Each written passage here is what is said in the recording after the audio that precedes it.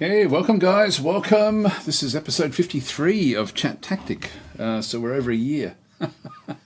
Yay, 1 year old. I think we've missed a few, so I think it's probably 1 year and about 1 month, I would guess.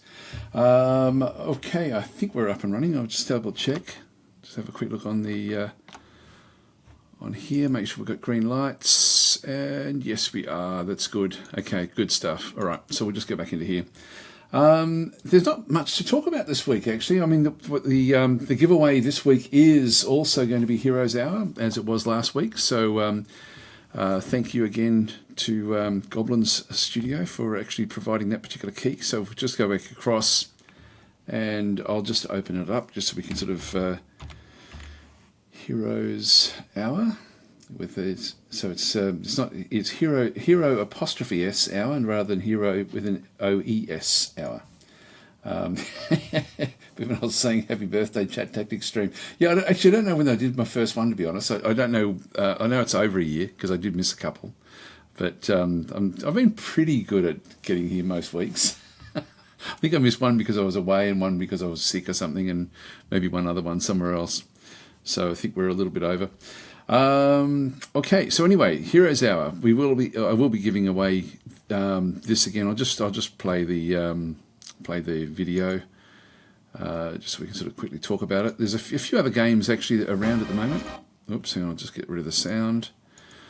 So it's essentially a Heroes of Might and Magic, as you can sort of see from these sorts of screens, where you're going off and picking up pretty much the old Heroes of Might and Magic loot system, like with the, in this case, we're going up to, it's not Mercury, which one's that one? Sulfur.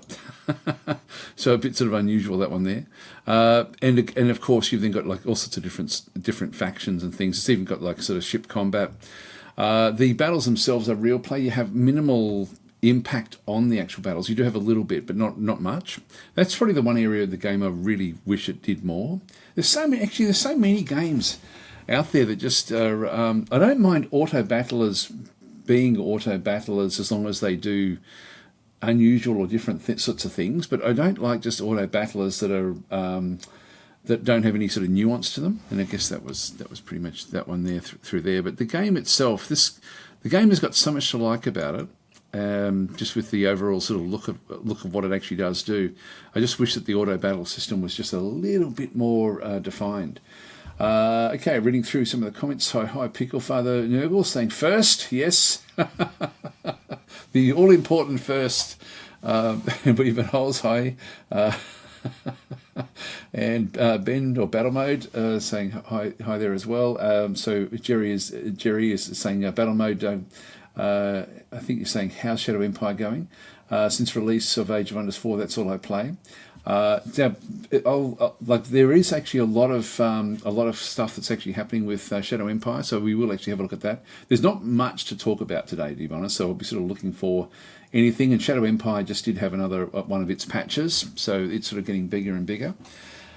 And Thanes is saying hello, beautiful people. So hi Thanes, and Mike Gillespie saying hola from Mexico. And hi Lucia, just reading through. Yeah, always playing Shadow Empire. Yes, I saw that Ben has actually put some complaints about the fuel system in Shadow Empire there for a couple of days ago. I was just having a quick look in there today because there, as I say, there has been some updates to Shadow Empire. So hi, yes, so saying hi again from Pickle Father. And yep, so happy. We're also saying happy birthday, ChatTactic stream. Hi Voxter and Mr. Inadequate, Viren Games, Miguel. Okay, God, we've got a lot of hellos today. So Battlemate saying auto battlers require clever design to work right. Yeah, they do. There's one that I wanted to have a look at, which I don't actually have any connection to at all. I was thinking of trying to go and get it. So Thane is saying this is actually my first cat tactic.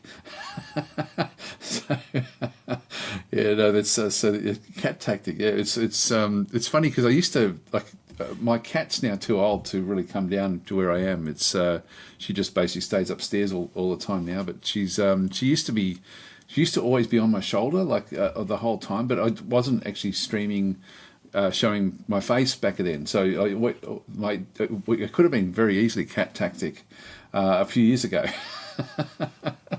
And yeah, just it's funny. She just lived down here because I work from. This is where my all my work I do in here as well. So and when we got the cat, the cat's about 15 years old, but when we got it, she's just spent her whole life basically just here on my desk for many years. So anyway, but she's sort of really old now. But I'm saying, yeah, it's not a serious complaint. I think Shadow Empire is in a place where we can start picking on the tiny details. I agree with you, actually. I think it's sort of one of those things where the game just keeps on improving and improving, and it just gets better and better, really, with what Vic is doing. I say they, but really it's just one single developer. Anyway, Heroes Hour. So Heroes Hour will be the giveaway again at the end of this particular stream. You can see there they do actually have. They've added different things into it, which is quite interesting. Now, one thing you can do in the game, one thing you do actually have control over, is the placement of the units. You also have control over whether you are on the attack or defense, and this is quite nuanced, where you can actually decide, depending on the mix of force that you have. I just wish there was just a little bit more planning, I guess, with what you could then go and do in the game itself.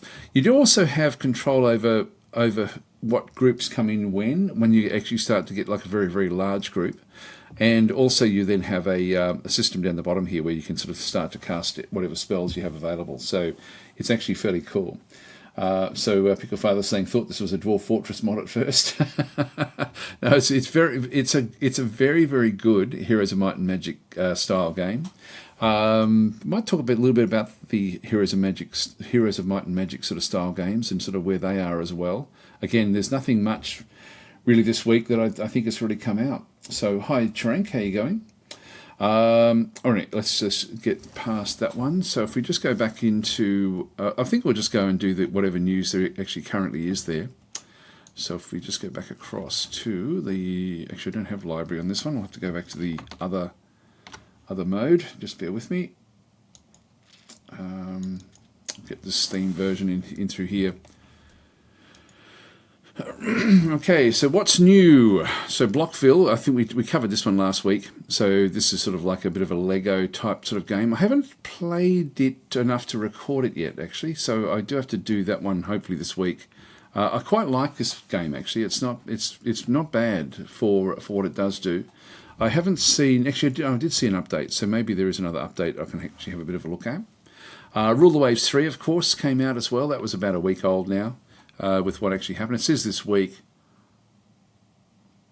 It might have been right on the last week's launch, but anyway, that's actually I've been watching a lot of what people are sort of saying about Rule the Waves 3, and it's actually really been quite critically acclaimed, which is which is interesting. If you haven't got it or seen it, you may want to have a bit of a look at that one, particularly if you like games like Shadow Empire.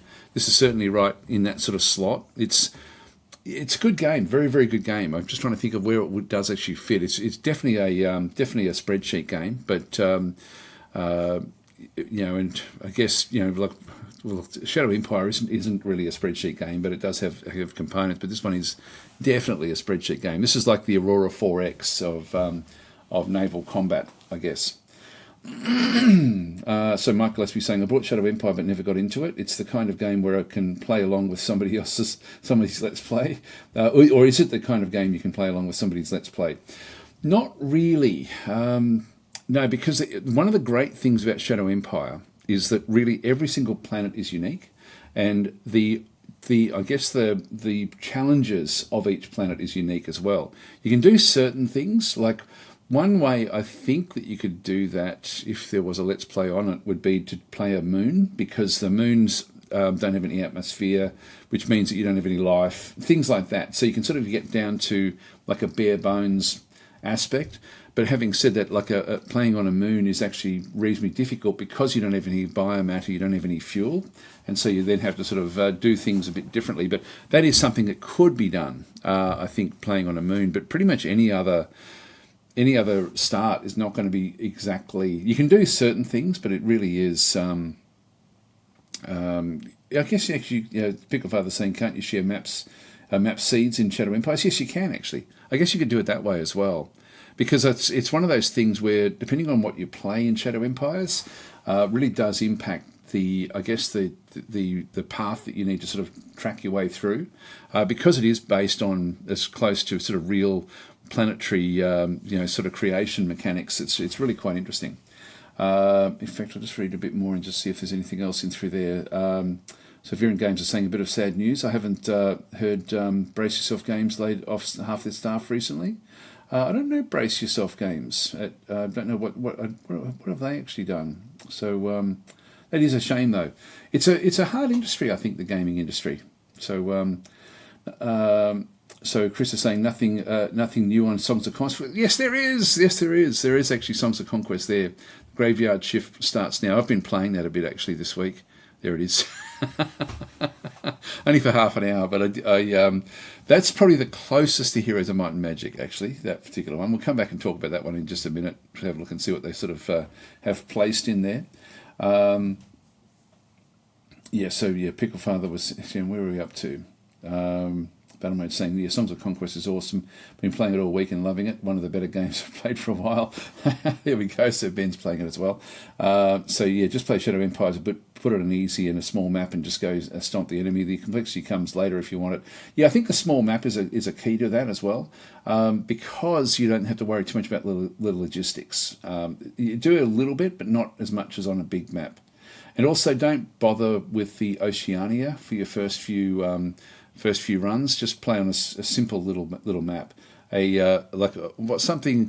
Even playing, like a lot of people I notice gravitate towards trying to play with aliens on their world. I would suggest for your first few games, don't even do that. Just play on a game with life. So you've got like forest and you've got fuel essentially, but not aliens. Just try to play with something where the aliens aren't there. Okay, so so Pickle Father saying would have to be something you plan beforehand. In that case, placing the seed on a separate site, having people loaded in advance. Yeah, that could certainly be done. I think it's that's easy done actually. They're very, very easily done. Okay, Battlemate's saying with Oceania DLC, Shadow Empire has become a full-on grand strategy, industrial economic game, and the military stuff has really taken the back seat. Yeah, I think that has actually sort of changed it a little bit. I do hope that they do bring naval forces into it, but I noticed that Vic, the developer of Shadow Empire, is focusing a lot more on actually now just going back and really looking at all the systems, like the combat systems, the way the AI builds things like that. So he's actually the changes over the last few weeks have actually really gone right back to the start, and just thinking, okay, what does the AI, how can I make the AI better to actually go and actually sort of try to get the sorts of tech that it requires. It now focuses on getting sort of like much better tech that makes more sense. It focuses now more on trying to build up a better army than what it used to in the past, at the expense of, what was it? There was actually, we might have a look at that in just a minute. We'll have a look and see how we go. Okay, so. So Jerry's then sort of saying, it took me a while to get into Shadow as well. So, however, once you start learning and figuring out logistics, it's a really good game. Yes, it is. Yeah, it is. Battlemate's saying, I love it. It's so different to the base games. That's the Oceania DLC. Yes, it has added a lot. Pickle Father saying, yeah, everything would be the same at the start. You would probably diverge once you start playing. Yeah, there is. I certainly have nearly every Let's Play that I've done, my first video is I don't really unpause it. I just do an evaluation, and that's the same no matter which sort of Shadow Empire game you play. So if you do look at, and I know that, again, Ben or Battle Mode actually also has a few different series on the game now as well. But I certainly have an approach that I take with it at the start, just to sort of do my evaluations. Okay, so Zimify is saying, what's your opinion on Gal Civ 4? Have they changed enough since Gal Civ 3? Oh, that's a hard question, it's one of these things. I've been playing it a little bit this week as well. I played for an hour and a half, basically, just to sort of, I did a live stream on it the other day, and and it just doesn't grab me. It's where it is, and I read a lot of the where the game actually is. I mean, we're talking about the combat system. I really dislike the combat system in Gal Civ. I think I don't understand why there's no tactical combat abilities. This is for me, and I'm going to be sort of pretty harsh about this, but this Gal Civ for me is a game with so many great things in it and so many innovative things in it, but one of the worst auto battler systems that I've ever come across in a game. It's basically a roll the dice type exercise. It's a flip a coin type thing. It's not even a flip a coin, because there you can plan around it, but you plan with your build. You don't plan with you don't plan with the actual ships themselves. So there's no. I don't know. I know that they're working on it. I know that but they're not working on it. They're working on it in a direction of how can we make the build more interesting, rather than how do we, as in building the ships. So the focus is on actually on the ship design, the class of ships that you bring in. But it's not about positioning. It's not about sort of going in with a script. Whenever I play Gal Civ 4 and with the tactical combat side of things, I always think, why don't they just look at Dominions and just bring in something from Dominions, which I think does auto battlers better than any other game, and of course, Dominion / Conquest of Elysium, those sort of games. Really do have in fact, Conquest of Elysium doesn't have anywhere near the nuance of Dominions, but Dominions actually does auto battlers about as good as you can expect. There is a new game that's come out as well, which I haven't actually got, and I'm thinking I'm going to actually have a look at it as well, which is another auto battler. We'll come back to auto battlers in just a minute. So anyway, Battle Mode saying brace yourself games were Industries of Titan, which I didn't play, and Phantom Brigade. Okay, so it sucked, but Industries of Titan sucked, but Phantom Brigade looked good. Yeah, Phantom Brigade was very good actually. It's very good. It's on my system here. There it is. There. That's a really, really good game. Oh, that's a shame actually. So. That is a shame. Okay, because Phantom Brigade actually had a lot going for it. Okay, so that's that. Yeah, I'm sorry to hear that they're sort of struggling there. And Thanes is saying about 10 hours in Shadow Empire, still learning the ropes. It really fascinates me. Amazing game design. It really is incredible, actually. I think that Shadow Empire is going to be one of these games that's going to be around for an awfully long time. It's going to be a classic, it sort of became an instant classic, really. So Thane's saying watching Hut Jungle playthrough to learn more stuff. Jungle worlds are very slow in a bad way in Shadow Empire. I think that the easiest way to learn the game is in desert worlds, and I think that's probably the desert worlds with some water. In fact, there's a class in Shadow Empire that's got oases. I forget what it's called. That I think is probably the easiest way to learn the game, is to actually sort of do that one. So David hi David, how are you going? Saying Heat Signature, that's a connoisseur game. I love it. So it's actually one of these. I've been whenever you can see there. It's my beer and pretzels 15-minute game. If I've got 15 minutes, I play a game of Heat Signature. It's a very, very cool game. It's not as polished as I wish it would be. There are certain aspects of it that I don't like, but just overall, if I keep on looking at other games that I've got and thinking, what other game have I got where I can just switch my brain off and basically and just play for 15 minutes, and I just keep on coming back to Heat Signature. I don't play it for any really extended period of time. I only sort of play it, if I've got I don't know if I should say this, but if my wife's cooking dinner, she actually ends up she doesn't like having the TV with my stuff on it. Cause I often watch wrap up of sport and stuff like this on TV. So when she doesn't like having that noise while she's in the kitchen sort of cooking. So I always get relegated to come back down here where I am down here again. So quite often Heat Signature is what I play while I'm waiting for dinner to be cooked. Anyway, that's just a little side insight there. where is it? So we've got yep. So Viren Games are saying both have potential, but they trimmed them down, and after 10 hours or so, they got they're not fun. Battle Mode. I don't know which one that one was referring to. Yeah, I'm not sure what the comment was there. Oh, sorry. Is that the you might be talking about the two games there from Brace Yourself Games.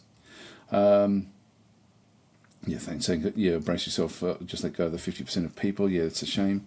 Understand and agree with you. Okay, Battle Mode saying I think LC 4 is way better than 3 in my opinion. And Brad said he'll never put tactical combat in it if it's as it won't fit really. There's more nuance to it than some people realise, but that's but it's something. It's all about the build and fleet composition.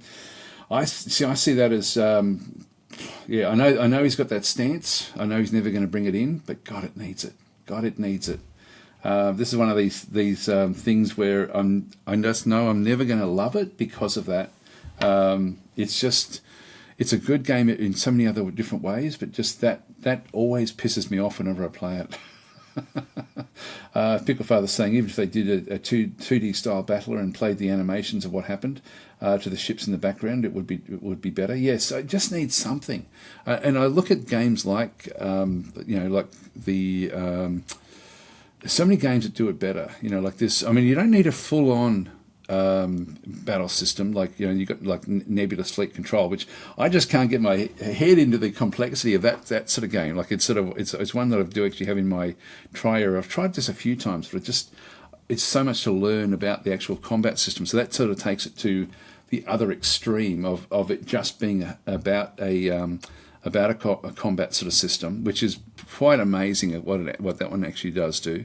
But then when we come back up through and have a look, you've then got your Interstellar Space Genesis. I think that this does tactical turn-based combat better than any other space game. And I look at what they do and just think there's so much, and also Stars in Shadow. Stars in Shadow, actually, I think I read somewhere that that's still going to be continuing development somehow, but I thought that had been sort of abandoned at this stage, so I may be wrong about Stars in Shadow. I sort of hope it does get more love and attention, because that was again a really, really good game. Both these games here are about as close to the old Master of Orion as you can get. With different sorts of things, but it's and I just think the tactical turn-based combat that they actually have with what they do just works. But also auto battlers. If we're talking about auto battlers, there was another one that has just come out, and I do mean to try to get my hands on it. If we just go back to the store, I'll just go to strategy games. Because it's only just come out. What's it called? Mechabellum. This one looks interesting. So I just turn this one down. So this is actually this is an auto battler, a robotic auto battler. Yeah, multiplayer auto battler. But I think it can still be played single player as well. Yeah. So where every decision matters. That's what's important with these sort of games. Like it's the that when you do make a decision, it actually has a bearing. So this one here, you actually do set up your attacks before you get started. Like you actually plan things out. Now I know that this game is dedicated to just doing the auto battle system, and then you just watch it. But I don't, like something like even simpler than that could have been done with Gal Civ. It's the one aspect about Gal Civ that just falls flat for me. And again, this would be something where the scripting, the basic scripting of the different units inside this game looks very, very interesting.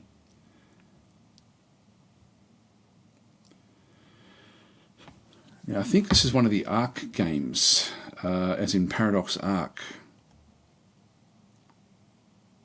It looks good. Yeah, it's Paradox Arc. We saw it up there. So this is actually a. So that's the. That's an auto battler where, but essentially, I think you're giving basic scripts to your factions, and then they sort of play it out. But this one does look like it's very positive. 90% for an auto battler is actually very, very good. Very, very good. So, so I'm interested in this one. It's not usually my type of game, but it does look interesting. And Paradox Arc, if you don't know what that is, this is Paradox Interactive is sort of like the big AAA type sort of gaming company now, but they've got an offshoot which is Paradox Arc, and what it does is it works with one or two team indie developers to help bring their game to market, and they've had a few good games actually with Paradox Arc. If you have a bit of a look at that, they've got Mechabellum, they've got a lot actually. So Across the Obelisk, I don't know that one so much. Surviving the Abyss. Stardeus, this is an incredible game. This really is an amazing game, Stardeus.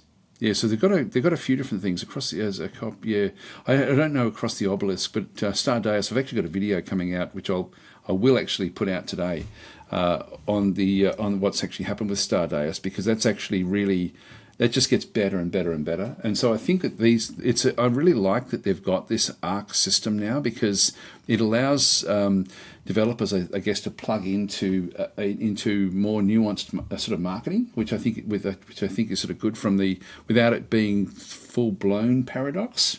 I think that the full blown Paradox thing for developers can be actually a bit of a double-edged sword based on games like Warlock. And so if we have a look at Warlock as an example, if we just go back to the stores, because Warlock actually ended up, where are we? Warlock 2, The Exiled. These were rushed at the end. And so you can see there the reviews, unfortunately, for this incredible game, but it's only got mixed reviews, so 68%. It's still positive, but you can see there it's not that popular. This is one of the best games ever built, but it was rushed out and it wasn't finished. And so it was sort of one of these things where it's an incredible game, but the only way of playing Warlock 2, is to play it with there's one mod, which if you can find the game cheaply, because it came out in 2014, so it's nearly 10 years old now. But if you can do it, it's and it was so Paradox Interactive were the publisher, and I think that they needed the game out just to make money basically with it, because it was costing a lot of money with development, and it just got rushed out. And it was so there's a lot of things in here that can't really be affected, but it's actually an incredibly good fantasy 4X game, and like amazingly good. They do actually have like a whole heap of various DLCs. I don't know why Wrath of the Nagas would still be so expensive. Actually, this is that's very expensive. $21. Wow! But if you can get it cheaply, if you can find a cheap version of it, then grab it. But make sure you get all of the DLC that came with it as well, and then go and load in, because you do need all the DLC to do this. Just make sure you go across into this one here, the Renaissance mod. This is the best mod of any game I think I've ever seen, actually, and that's really saying something. It's an incredible mod. This fixes the game, because the game does deserve its mixed rating. It really does, because it was rushed out. But what the Renaissance mod is actually fixes so much of the game. It's unbelievable. So you can see there, this one was started being posted like in 2015, and it's still being updated. Like a year ago, basically was the last update. But it's just an amazing update for the actual game itself, and that really does change the game and makes it into a great game. But without the Renaissance mod, it's an average game because of the rush in through there. Let's keep on going through. Where are we? Sorry, I'm missing a few of the comments here. So Picklevine was saying ground combat could also be put in somewhere, maybe let you direct your forces across the planet to hit specific areas. Yeah, there was a really old game back from the 1990s actually that did that one quite well. Like just with the all you did, I think, was you had like a little map. And I think you just positioned your forces where you wanted them to go, and then gave them a vector of what their target was, and then they would go through the city to that particular target. It was actually quite effective as a really simple way of doing ground combat, but for the life of me, I can't think of what it was. It was a space game, but with ground combat that was just, it took a couple of seconds to set up the actual ground combat, but it made it quite meaningful. And also with defences, you could then sort of try to look and think, okay, well, where are they likely to be coming in? I better sort of put my forces there. So it was just nicely done. It was really, really simple, but it did work out well. So that's sort of, and that was very, very quick and easy. So Battle Mode saying agree there. Shadow Empire will be played for years and years. Yes, I think because the graphics are so crap, those sort of games do have a long life. Battle Mode saying, Daz, if you have time today, would you mind showing off what settings you used to play Dynasty Empires? I want to go back and into it, but it's changed a bit since the last year. Yeah, okay, we can do that. Hi Victor, how you going? So Battle Mode saying, wait, Picklefather, how that's how it works. It shows the battle play out. Sorry, this is not sure what you guys are talking about. I thought it was Gal Civ 4. Okay, so Chris is saying Interstellar Space Genesis is a perfect example of tactical combat. It really is. It's sort of simple. It's probably too complex though for Gal Civ 4, but you could still have things where you're using like divisions, like you could have a cluster of ships that become part of what you control. So if you split things up where you could actually either just have control over like one portion of the fleet and leave the others to sort of auto battle it out, or something like that, I think would actually still allow things to happen fairly quickly. Okay, so Admiral is then sort of saying, and then there's Aurora 4X where you need a PhD to learn it. And so Victor's then saying, I've been thinking about trying out Aurora 4X recently. My trouble with Aurora 4X is I always I don't just play the Earth start. I always go and think, okay, I'm going to play something a bit more tricky, but never works out well. Hi Kratzenstein, how are you going? So thanks for saying Mechabellum is great, just playing it as well. Okay, yeah, no, it's one of those games that I do want to actually have a look at because it looks interesting. So Thane is saying it's more player versus player competitive though, so not as so also no randomness, and I like it much more than other auto battlers. I think it's well, you do get to build your group, don't you? Like you do get to actually build your force. So it's interesting anyway. But I'm saying I prefer Stars and Shadows combat to ISG, mostly because it feels a bit faster. For me, tactical combat in Space 4X needs to be simple and fast to play, else it drags the strategic side down. That's true, and certainly ISG can build up, but I find it doesn't do. They both do pretty well. I guess ISG, the scale of the combat is smaller, which makes it go a bit faster. Battlemate saying Aurora 4X isn't difficult to learn, you just need a decent guide and some patience.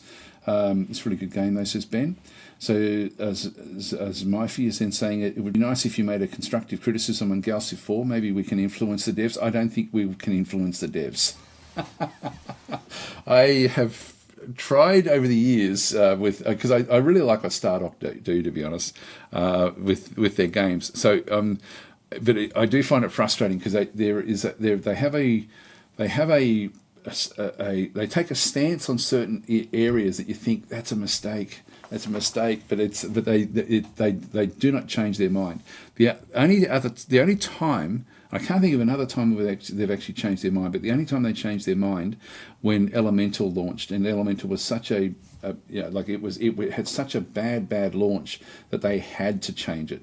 Gal Civ 4 is so much more polished than what Elemental ever was, and so Gal Civ 4 will actually have a good launch. It won't have a good launch because it's actually one of the problems with Gal Civ 4. It wasn't ready for the Steam version. It shouldn't be in early access at this point. Or if it is in early access, it shouldn't be in early access where they're still tweaking what happens with combat and stuff like that. It should be an early access launch into Steam, if it's going to be early access, where everything is ready to go, and it actually wasn't.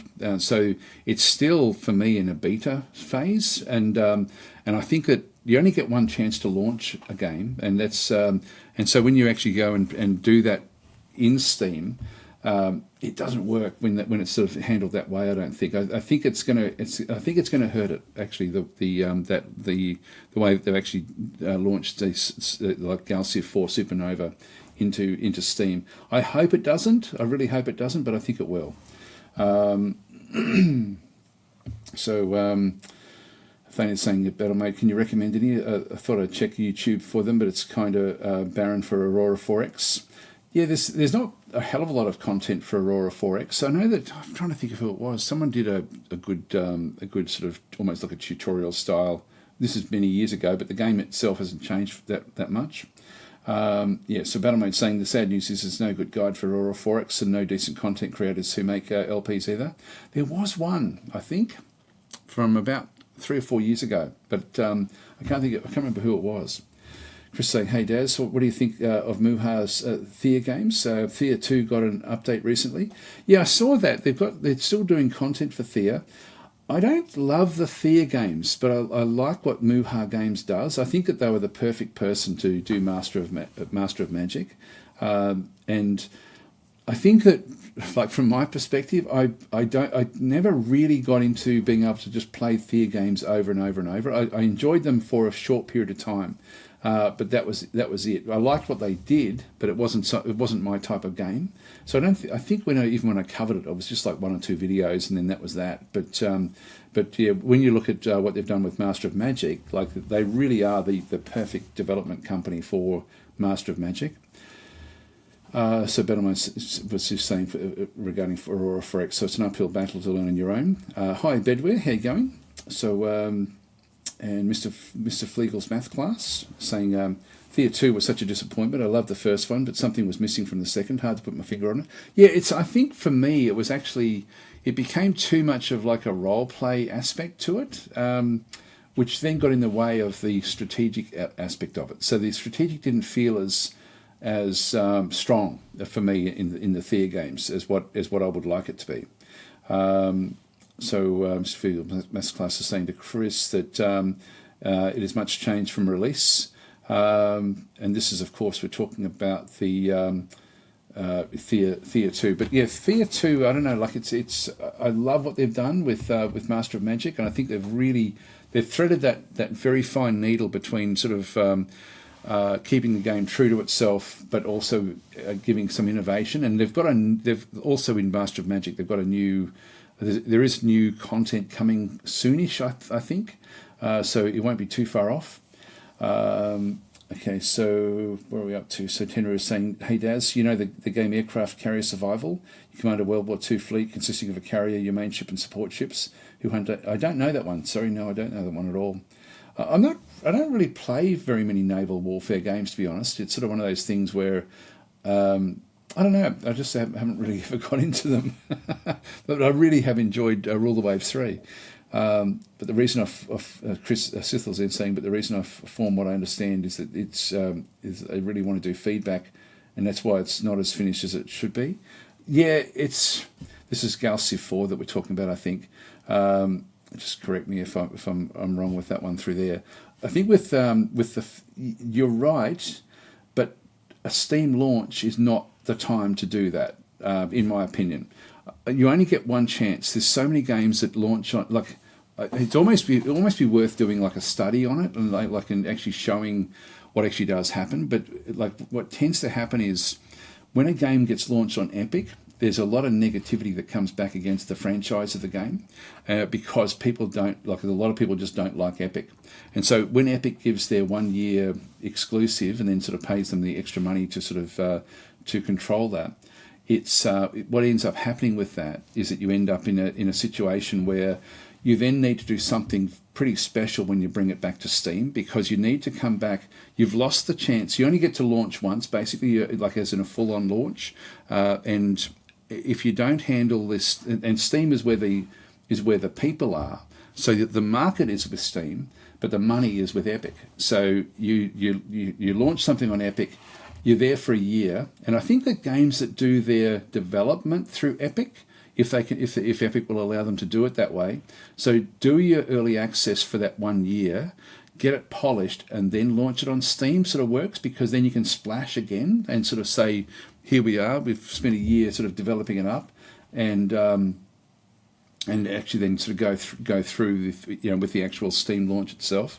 But when people think this is an old game, like it's a year old now, so you lose a lot of impetus. You lose a lot of you lose a lot well, you basically have lost all momentum anyway because you actually launched a year earlier. So you need to find a way to regain the momentum. And I've worked in marketing for many decades now, so with advertising campaigns and advertising companies and stuff. So this is one of the things that was always really something you had to manage everything around that, around those hot points. Like when you actually had an opportunity to sort of make a splash, if you didn't make the best splash possible with the most impact, you really went backwards very quickly. And that's what I think. That's what scares me a little bit about Gal Civ 4. There seems to be interest in it, which is good, but then to launch it where you're launching it as a beta, almost like it's early access, but it really is test this, test that type sort of thing. It means that you're not hitting it with a massive splash. You're not sort of saying, here we go. And I think one of the games that I think did this one very well was Old World. Old World actually came through with where they sort of spent the year with Epic, sort of just getting a little bit of a player base while people were waiting for for it to come onto Steam. But then when they hit Steam, they actually came with a whole lot of new content, and they really pushed it hard. And that hasn't really happened with Gal Civ 4. So it'd be interesting to sort of see it'd be interesting as an exercise to see how Gal Civ 4 does over time on Steam, now that it has hit Steam. But I hope it goes well. But I don't like the. It doesn't feel like it's like the way I would be wanting a launch to go on Steam. It sort of looks like it's missed the boat there a little bit because they're still getting people to test everything. Like the base game, for example, you have to opt in to unlock most of the base game, and that for me is all just little things like that. It does worry me, and so I really hope it does well because again, Stardock they eventually end up with really good games, a bit like Paradox do, like they sort of end up sort of just tweaking away. But when the focus, because I know that the focus at the moment, from what I've sort of read about stuff from when I did my live stream the other day, was that the combat system is still very much up in the air. Not the actual approach. There will never be tactical battles, is what from what Ben was sort of saying, but the actual combat system itself is still being tweaked as to how it's going to then sort of play out. Now's not the time for that. Like now, that was 8 months ago. That's when that should have been done, when it was on Epic, and do your testing then. Anyway, enough of that. So this is saying, but the reason I form is I understand that they really want feedback, and that's why it's not as finished as it should be. That's from as I say, I think we were just talking about that, but that now is not the time for the feedback. You need to make that. You've got one chance to make that splash, and if you don't make that splash effectively, and have they? I mean, have they made this splash effectively? Let's have a look, because I'm surprised at how many people are actually are watching. Like when I did a live stream the other day, I was surprised at how many people came and watched it, and I thought, wow, actually, there's actually people that are interested in it, which was interesting. So if I just do Galactic Civilizations, there it is there. Now, if we go and look at this one, I always forget where the game is, because this has now sort of essentially come out just within a couple of weeks, so we're not going to see too much. But if we have a look at the, where are we? So there's 150 in game, and it's only just come out. That's pretty low numbers. Just looking at this one through there, just trying to see where are there the charts? We need charts. So this is the if we just go back. God, where are we?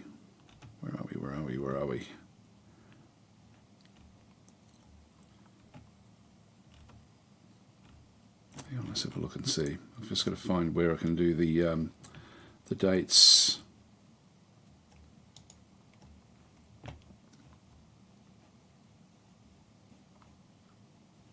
Can't see. That's the lifetime player areas. So that's not a good launch. That's not a good launch when you look at this.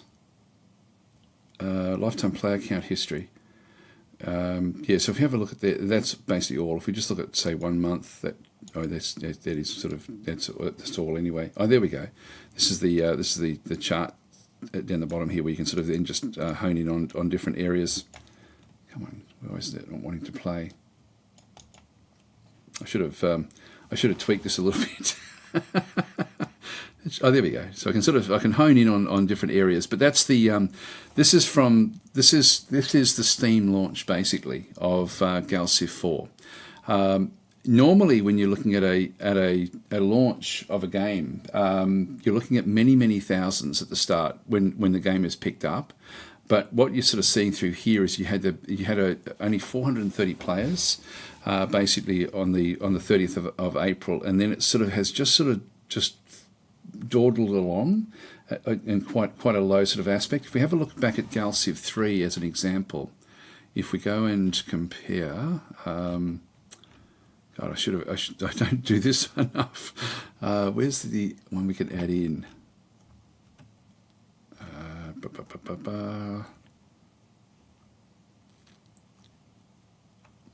We can do a comparison. I'll compare with others. There we are. Let's go and do it. See what's actually going on through here. So,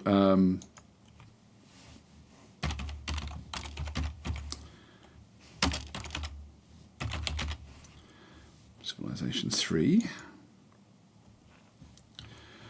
So you've got more people playing GalCiv 3 at the moment. This is an old game now, and if we have a look at the charts in through this side, see typically when you launch, you're getting like this is the launch of GalCiv 3. Now this is old, like this is back in 2015, but you end up with a launch of 6,000 players. So that's the difference.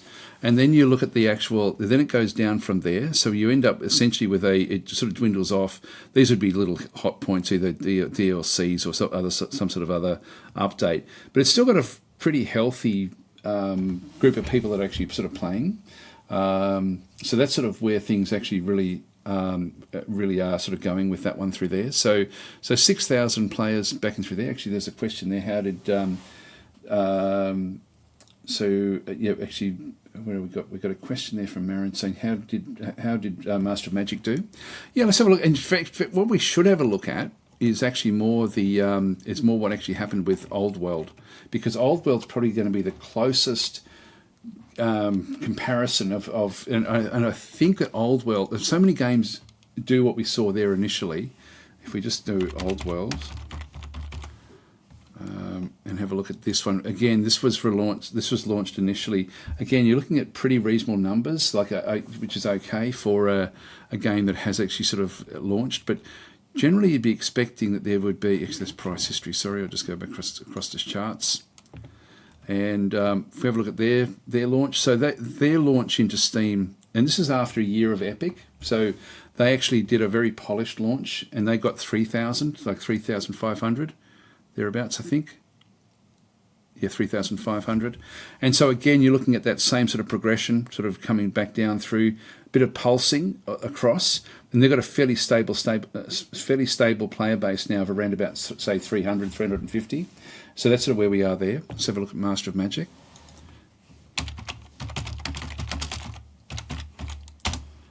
Oh, hang on, this is Master of Magic. So that is, oops.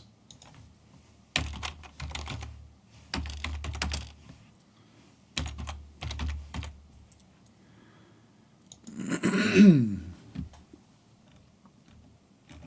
look at charts. And so they came in with 1,000 basically at that stage. So 1,000 players, so 1,000 people at their launch, and it's still dwindling along. So that's actually also it doesn't have that many players actually playing the game. So that dwindled off fairly quickly. I hope that does come back up again. For these sort of games. But again, you really only get one chance to sort of launch games, and when a game does, and this one didn't come off Epic, so that's probably a lowish sort of start. I mean, if you compare that, like Age of Wonders 4 is going to be through the ceiling. So Age of Wonders 4. It's unfair to compare these two. You've got 12,600 in game at the moment. But yeah, 40,000 basically. So it's still on its downward trajectory from the launch, but the launch itself, like, it looks like we had 42,000 players at launch. So this is in a whole other different category. Wow, I'm really glad for Triumph that it's been so successful. Actually, that's really, really cool what they've actually been able to do there. So anyway, that's. But you saw there with if we go back to Gale Civ 4.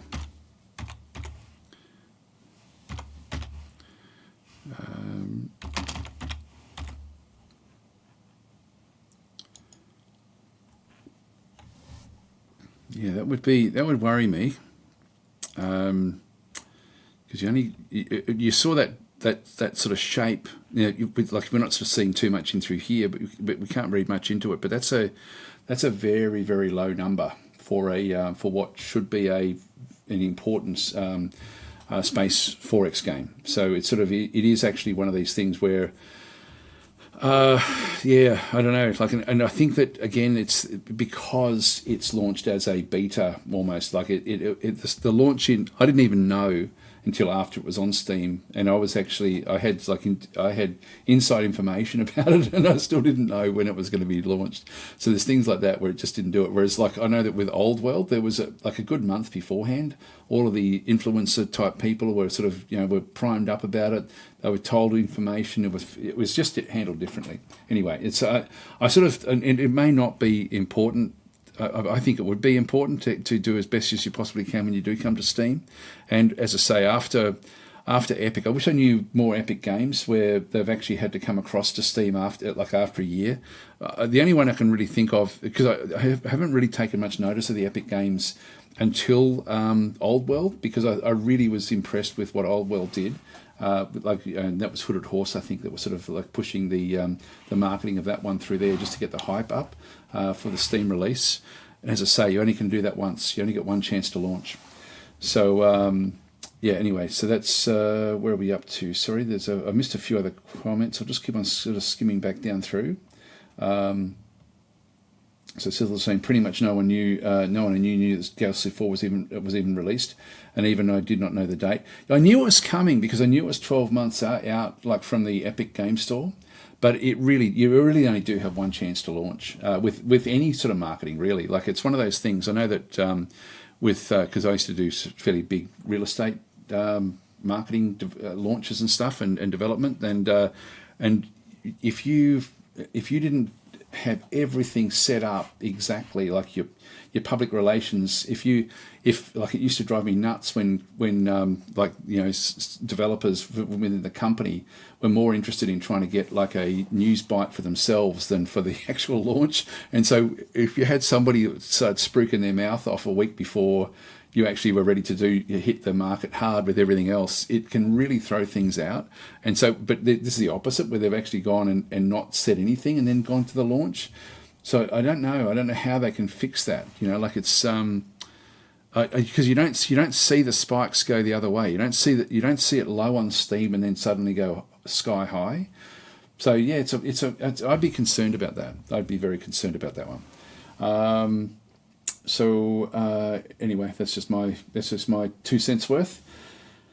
Okay, so Sith is saying, I'm guessing that they're not actually pushing Gale Civ 4 now, since they're hoping that this is not the true launch. I think that's what you meant to sort of say. Okay, what's your opinion on the Great War Western Front? I don't play it. I don't really know much about it. I'm not very much interested in World War One, to be honest, because of the trench warfare. Yeah, since this was saying pretty much no one I know knew that Gale Civ 4 was even released. Yeah, I was surprised when it came out. As I say, I was in communication with Stardock in the lead up to that, and it was sort of like, I think it just came, and it was a bit of a surprise. Okay, so yeah. So Picklefather's saying, the one thing I hate about early access, it encourages rushed releases for the sake of feedback. I don't know. I disagree with that. I think that there's certain games do early access very, very well. Like, for example, Shadow Empire is, I don't know if it's it's considered a full launch or early access. I hope it's actually early access. That for me is perfect early access sort of game, because the game is still changing. Distant Worlds should have been early access. That's one that where the lack of early access for Distant Worlds really hurt that game in terms of its marketing. So in terms of basically what it could then, how it presented itself. Because when you do a full launch, and it's not just feedback, but it's also like they do need to. I think all games benefit with a period of early access, and of course there's some classic games that have been in early access for over 10 years and doing incredibly well. Like what's this, Project Zomboid is I guess the classic. This is how you do early access case study. Because they've done that incredibly well, and they just keep on. Like I don't think it'll ever come out of early access. Look at Dwarf Fortress. Dwarf Fortress will never come out of early access. Even though it's got a launch, it basically is still an early access game. It's been in early access for 20 years, so in essence. So Pick Father Nurgle saying something that feels bad about a game you were excited for coming out but not actually being finished sort of takes the hype wind out of my sails. Again, I think that if it comes out as a launch, as in this game is ready, because when you say, when you do an actual launch and it's not in early access, you are basically saying the game is perfect, or as close to perfect as we're going to get it. We're not going to be doing too much else. It's all feature complete. All the components are actually in there, and so here you go, guys. Have fun with it. That's when it hurts you. If it comes out as early access, saying the game is playable, we're still working on a few of the core mechanics. We're tweaking little bits and pieces. You go in with expectations that you're going to be part of the ride, and I don't mind that at all. I really think that that's a good thing to do. If you do launch something into early access and it's not really playable, then you're in trouble, because that, I think, then people just feel ripped off. Because it's nothing at all like what the expectation actually was. That's why I think Distant Worlds would have done so much better for itself if it went into early access at the start. Actually, I don't know. Like all these games, I don't even know what the status of them actually is, to be honest. Like if we go and have a look at Master of Magic, because I'm pretty sure that's a full release. I don't think this is early access. Yeah, that's a full release, and that's fine because it really was polished. So that one you'd sort of expect. Yep, that one's good. So that one sort of then just works. If we have a look at what's another one that we sort of would potentially should have been. Well, Distant Worlds should have actually. How's Distant Worlds going now? Has it cracked the magical 70%? Is it now positive? It's mostly positive. It's still mixed. It sits on this 69%. It's been on 69% for months. It deserves so much better. But see, it got that because it launched. It launched and it wasn't ready. And that should have been early access. I reckon if that had gone into early access, that would be a positive game. Mostly positive is the most recent reviews at 75%, but just can't quite pull it up into that 70% mark. So it should be in the mostly positive area. For me, it's one of the best games that's released over the last couple of years. I think it's just incredible what's actually happened with that one through there. But I think it's an amazing game, like a really amazing game. It's by far the best Space 4X that I've played in recent times. Actually, what's another one? Let's have a look at Age of Wonders. How's that one doing with its? Because I know that one had it had a bad reviews at the start, then it had good reviews. Actually, here we go, very positive now. So I thought it went backwards a little bit, but that's at 82%. So these percentages do make a difference. But yeah, Age of Wonders again, just an incredible game, amazingly good game. So all right, so. Sythil's saying early access can be anything, which is the problem with it. Well, it's yes and no. Again, I'm actually a real advocate for early access. If the game doesn't have all of its features in place, then it should definitely be early access. And Gal Civ 4 is early access, The early access part of Galaxy 4 doesn't concern me. What concerns me is they're still testing core mechanics. Like when you're testing how you're going to then manipulate and manage your combat system, and you've just launched into Steam, that's not good. That should have been done during the Epic time, in my opinion.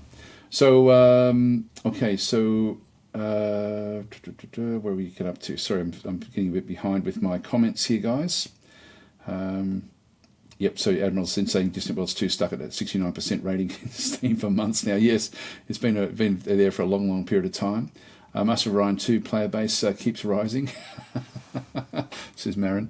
Ian Pollard saying Galaxy 4 is in a much better state than Galaxy 3 was at launch. Hopefully they can finish it properly. Yes, it is. Yes, it is. If you turn on the extra content, like again, you've got to. It really has presented itself on Steam as not an early access, but as a beta. As in, please test this bit for me. Like, let's give us feedback.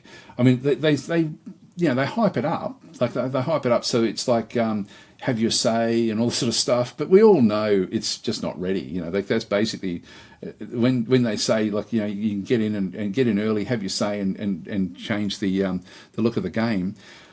Yes and no. It's, you know, you really only have that one chance to really make a splash. And the splash was like just a little drop in the ocean, basically, unfortunately. So Thistle saying, my theory is, like I said, they tried to do a low-key launch since there seems no hype, but hoping they can do a proper launch later. It's questionable if that will work. I don't think it can work. Have you talked about the AI in Galaxy 4 already? I did a few weeks ago. I'm quite ambivalent about it, to be honest. I don't think it's like the way that it actually works in the game. Again, great idea. It will be good eventually, but it's not ready yet. And also, I don't think the AI is going to be actually part of the base game of Galaxy 4. My understanding is the AI is going to be used initially by players during this test phase to generate content, which will then be put into the game. Because you can't actually have, I don't think they can actually have the AI running from within the game itself. It would have to go out. So I don't know how they're going to do that, because I don't think they can actually run the AI from inside the game. Like, so I think you'd either need to have an internet connection for it to be able to then work, or they just basically put content in. And certainly the graphics look like the graphics were they just generated like a few hundred graphics, and then that's what they sort of use. But it's, for me, that's very, very, very unfinished, that aspect of it. Interesting from a beta perspective, but should not have been in it for the launch on Steam. The Steam launch should have been the best version of Galaxy 4, without all the bells and whistles, without all the changes that it could possibly be.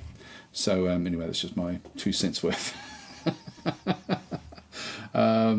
So check No Man's Sky. Actually, I won't keep on going looking at the different things. We'll just keep on sort of rattling through, and I'll just go through the comments. Actually, no, sorry, I will do No Man's Sky, because that actually had a shocking launch. Didn't it really? Like, that was, I mean, it had a great, that's actually the opposite, had a great launch, but then everyone just went away from it. So, No Man's Sky. Yeah, it's interesting to see where the second pulse comes in, because they screwed up the actual, they over-promised and under-delivered at the start. So you can see there, so the actual launch itself was 114,000 players from the actual launch period. So if I just go back a little bit, so that was the launch of No Man's Sky, and then completely like, it still had good numbers, and then they started to fix it. So when they started to fix it, they did actually manage to pulse it back again with another 100,000 players, actually, which is actually pretty impressive. And actually, when you do look at this one, it was, when you look at the numbers that were happening back then to the numbers that they now currently have, they've got now basically sort of like 8 or 9 times the player base from what they had after launch. So they've actually done they've been able to pull this one back fairly well. That's fairly impressive, actually, looking at what they've done. Now, I don't know what these dates coincide with. I'm guessing that this one here is when they sort of came out and said, okay, look, have another look at it. That was the wow, is that this old? Is this back from that? Is that from that long ago? It's funny. If someone had have said, "Oh, when did No Man's Sky come out the first time?" I would have said maybe 2020. I didn't realise it was actually, way back from 2016. Like that's really quite surprising. And then then 2018 still didn't do very well, but it did better. And then they hit again in through there. But you can see there the actual. When they come out with a release, the best release is your first bite. The first bite is the important one on Steam anyway. And when you miss that one, you miss badly. So it's it's one of those sort of things that developers that aren't really focused on that with a Steam launch, because Steam is where the numbers are. Epic doesn't have the numbers. Okay, so. So KSP did early access as well. KSP, we'll not make any judgments on KSP. KSP 2 is a mess at the moment. It's getting better, but it is a mess. Tenor is saying Shadow Empires is at 1.21, so it should count as a full release. I hope for UI improvements, especially in the reports tab. That is a bit messy. No, I disagree. I think that Shadow Empires should still definitely be, and I don't know if it is, but that should be early access. There's still way too much that's going to be coming in that game. Where is it? But no, it is a full release. But that is not release ready yet. Shadow Empire is going to be in development for many, many years. So it's, for me, that would be again another game that I don't think it hurt it, because people weren't, like, this one came out of nowhere. With what it actually does do. So it's a war game more than anything, and war games are quite nuanced. So that it's hard to actually have a war game that is going to perform well. But this, having 749 reviews at 85%, that's pretty damn good actually particularly for a war game. Like, a war game is just such a niche product, and Shadow Empire has really done incredibly well. But it's still not ready. There's still so much more to do on the game. It really does lack a lot of the polish that you would sort of hope it would get over time. And it is changing. Like, even now, the changes that are happening, the tweaking that's being done to the AI at the moment is quite dramatic, actually, with what it actually how the game actually does play. So it's just getting better and better. Okay, so so Tenor is saying Vic might consider adding some mods to the base game. That's actually an interesting perspective, actually. the thing with Shadow Empire, because I've been part of the beta process from before the launch. Like, I've loved it for a long, long period of time, and it was one of those things. Like, one of the things I tend to look at when I'm actually analysing a game that I am quite passionate about, I have a look to see if I can look at the code base to sort of see what can be changed easily. And that's why I've done mods for Shadow Empire, because the graphics can be done easily, but nothing else. So there's no, it does have a tool to do some tweaking, but from what Vic had sort of said back then, he doesn't want to really fully develop any mod tools until the game is ready. And the fact that he hasn't really developed much other than that very basic sort of way of doing tweaks to the game in the early days indicates that he doesn't think it's ready. So even from the developer's perspective, it's not a finished game. He's still actually working on it. And that's why I think that this game will be worked on for a long, long period of time before it's really considered to be a polished game, which I think is great. It's a fantastic game, but it just keeps on changing. So even when I do Let's Play series, it's sort of like one of those things. I try not to sort of update the game too much when I'm recording, but the changes that he makes are just so dramatic that you start recording and think, oh shit, I'm going to have to throw all that away because it's changed too much. Because I was recording an Oceania play, and I've abandoned it now because the changes that he's made in recent times has just been too dramatic. So it's not a finished game. Roger's saying Shadow Empire was full release on Steam, but before that was released on Matrix Slytherin half a year before, so it was basically sort of Vic's early access. Sort of, but the game is still really, it's the way that it's being developed, it's still early access in the essence. I sort of, I wish that there was some other different different term for it, for these games that are very, very good to play, that are very polished but are still getting, you know, more. It's still not fully feature complete, and they've still got changes happening to the basics of what they actually are doing.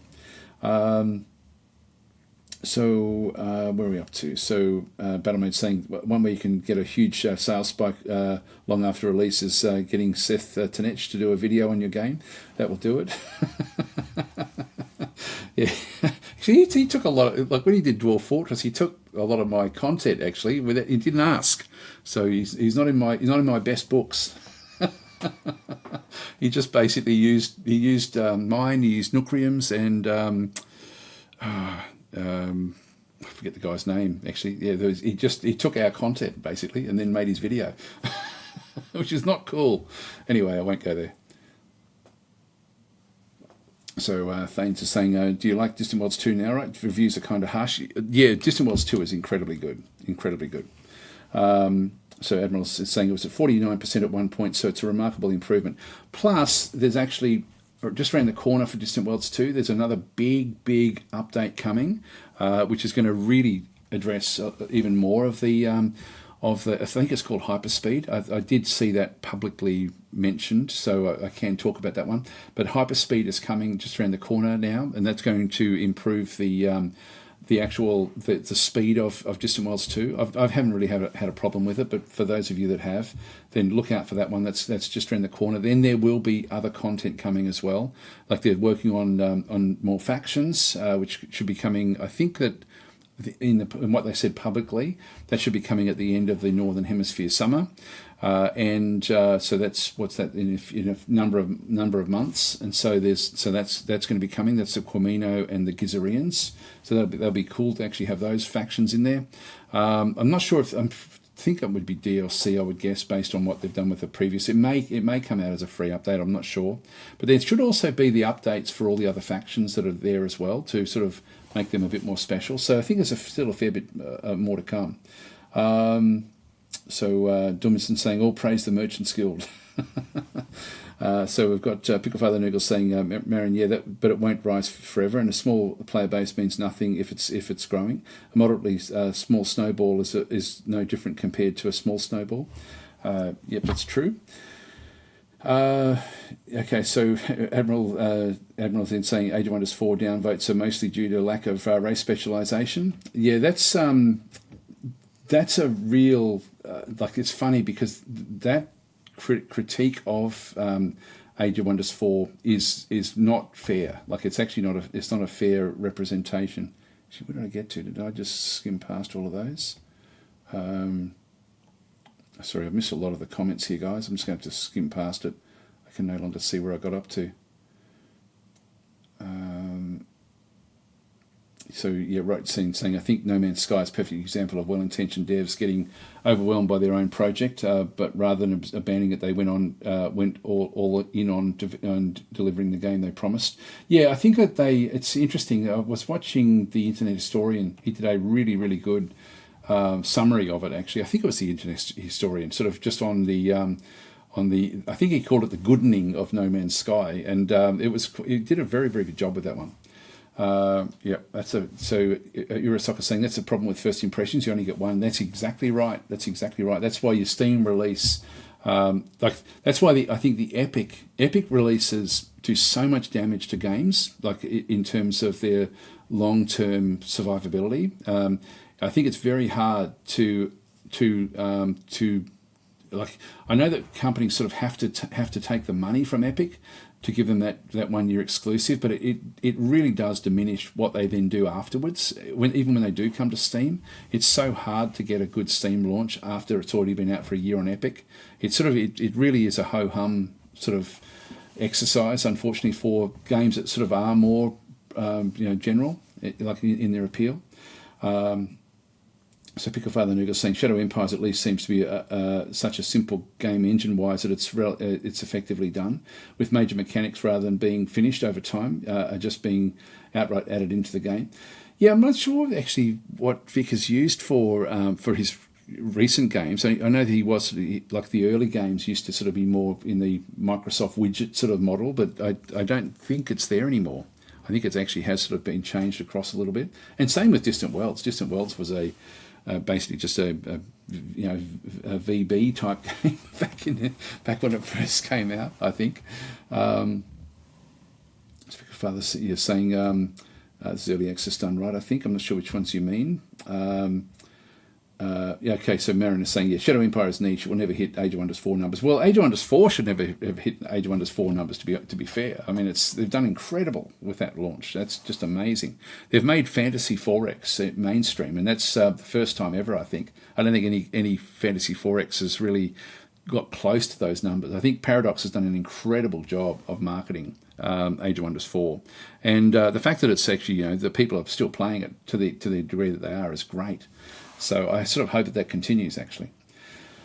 Okay, so yeah, Banamo's saying that Shadow Empire is a full release. It's feature complete on release, and he's adding new content. I think you're confused the early access with continuing development over a finished. See, I don't think it's feature complete at all. I think Shadow Empires has got a lot of stuff still coming to it. Even like, okay, have a look at the model designer. Like the model, the blueprint. The blueprint was not part of the, like, that's still, he's still adding things to it. So sorry, Ben, I'll have to smack you down on that one. It's you're wrong. C. Sanders in saying, I'm slowly getting my mind ready to accept Shadow Empire. It's been hard for me to grasp exactly what the game is, but I finally sat down and watched half of your one video tutorial. Yeah, it's basically just a war game. That's really what it is. It's a war game where you impact where you've got like a random planet, which is for me a massive tick to have that procedural generation, which then presents different sorts of problems, and then you have an economy sort of that you have to then manage underneath that. So, but at its core, it's a war game. Trap the Snake is saying, recent mixed reviews for Shadow Empire makes me sad. It deserves so much more. Yes, absolutely, particularly with the Oceania sort of stuff. I think that Oceania was really interesting. I wish it still had navies. I think the lack of navies was a mistake, but it is what it is.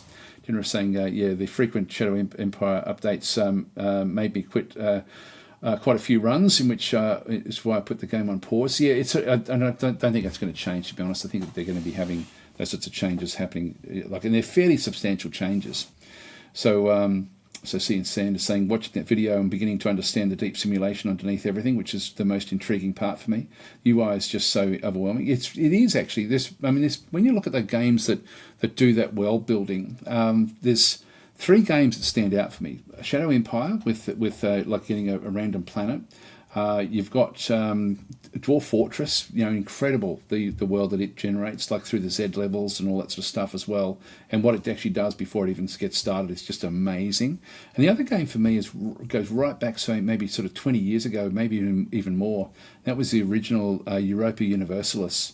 Those three games I don't play the original Europa Universalis anymore, but those three games I had as much fun with looking at the worlds generate as what I have actually playing the game. I can't think of another game that's like that. But those three games for me, like I used to love just seeing what you could do as you sort of step through month by month in Europa Universalis and just watch the actual historically, sort of changing the shape of the actual of Earth. It was of Europe. It was very, very cool.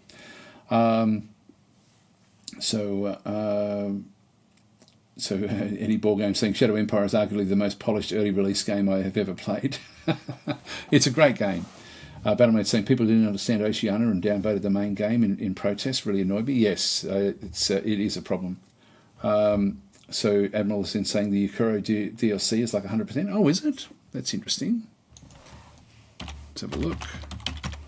That's interesting if that's actually got 100%, because that's a really, really good addition. If we have a look at the this one through here.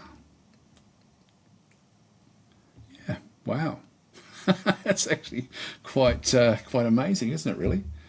Quite amazing. That's incredible. Yeah, what a great addition. That's a really, really cool addition to the actual game itself. It's so much fun to play. I really enjoy it. Okay, what have we got up to? Sorry, so the comments are sort of zipping away from me. Tina is saying Oceania made me use the Air Force in the early game for the first time, so it's a plus for me. Down with all water flight forms, yes. Marinus is saying Age of Wonders 4 also has problem with optimization. I can't even play it because of an old PC. Yeah, it does require a bit. I do notice some at times my footage sort of stutters a bit with it. What else have we got? We've got Dumas saying Shadow Empires doesn't have good graphics. It's actually, it could be worse. It could be worse. I don't know if is People's Tactics still out there? This is where it all came from. Let's have a look. Let's go and Google it and see what we end up with. People's Tactics. There we go. It's in my search history, but not from recent times. Where can we still get it? Should I just go to images? This has still got some of the. Just see if I can sort of bring up what actually the user interface hasn't changed that much, has it? I thought we'd see a difference. This is only just small little thumbnails. It's not going to show us. It's not going to show us. This actually doesn't look that different to my memory of People's Tactics was that it was vastly different, but it's actually not that different. But maybe games. Do they have anything bigger?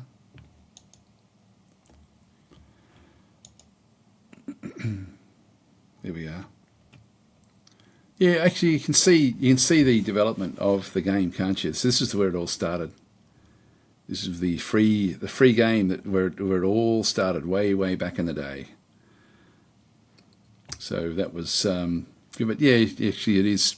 I mean, it was definitely a Windows-based sort of thing. I mean, it certainly has improved certainly from my recollections of the game. It certainly has improved a lot over recent years with Shadow Empire. Anyway, that's all right. We'll just leave that one where that is. Okay, so.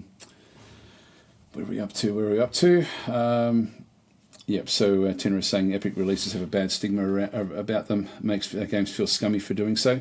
Yeah, games are looked on negatively that do go through the epic through that year at Epic. That's why I was quite impressed with Old World with what they actually then did go and do.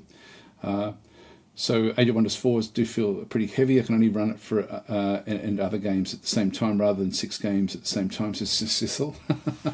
Yeah, Twitch streams of Age of Wonders 4 seem to regularly hit over 100 viewers, with the bigger people getting well over 1,000. It's neat watching the game grow. Yes, it's good, actually. It is good.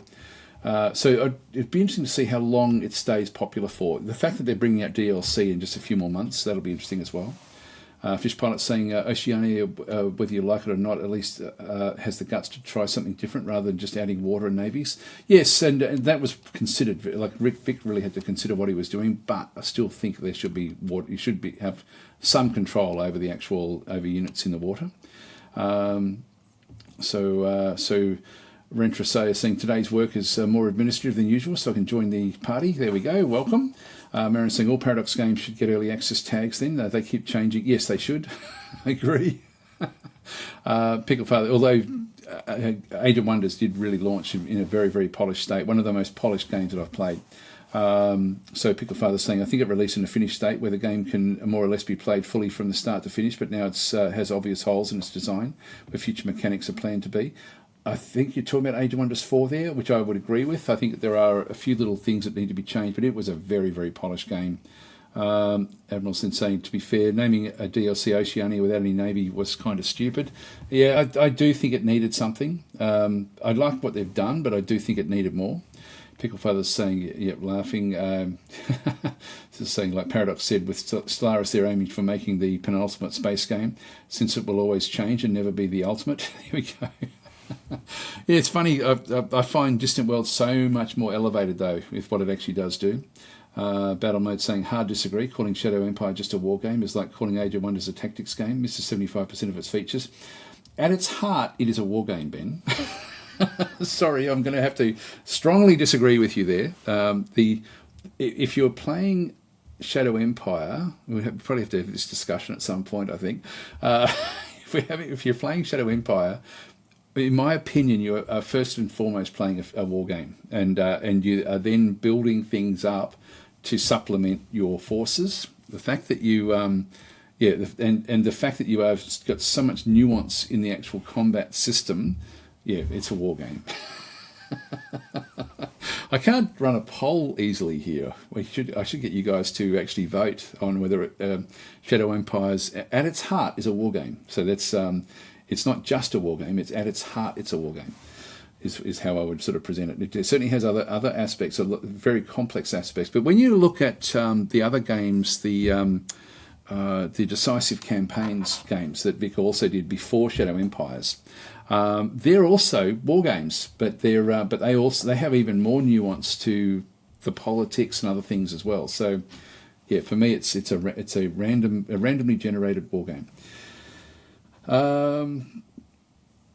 So go down the saying, I guess Stellaris 2 will take a while. Yes, I would think so. Okay, here we go. Admiral Sen saying, I'm still waiting for Field of Glory Kingdoms. Yes, there is actually a Discord if anyone's interested, which not a real lot gets put up in there, but you can follow the development of Field of Glory Kingdoms on their Discord. So I maybe look at it once a month just to sort of see what's going on there.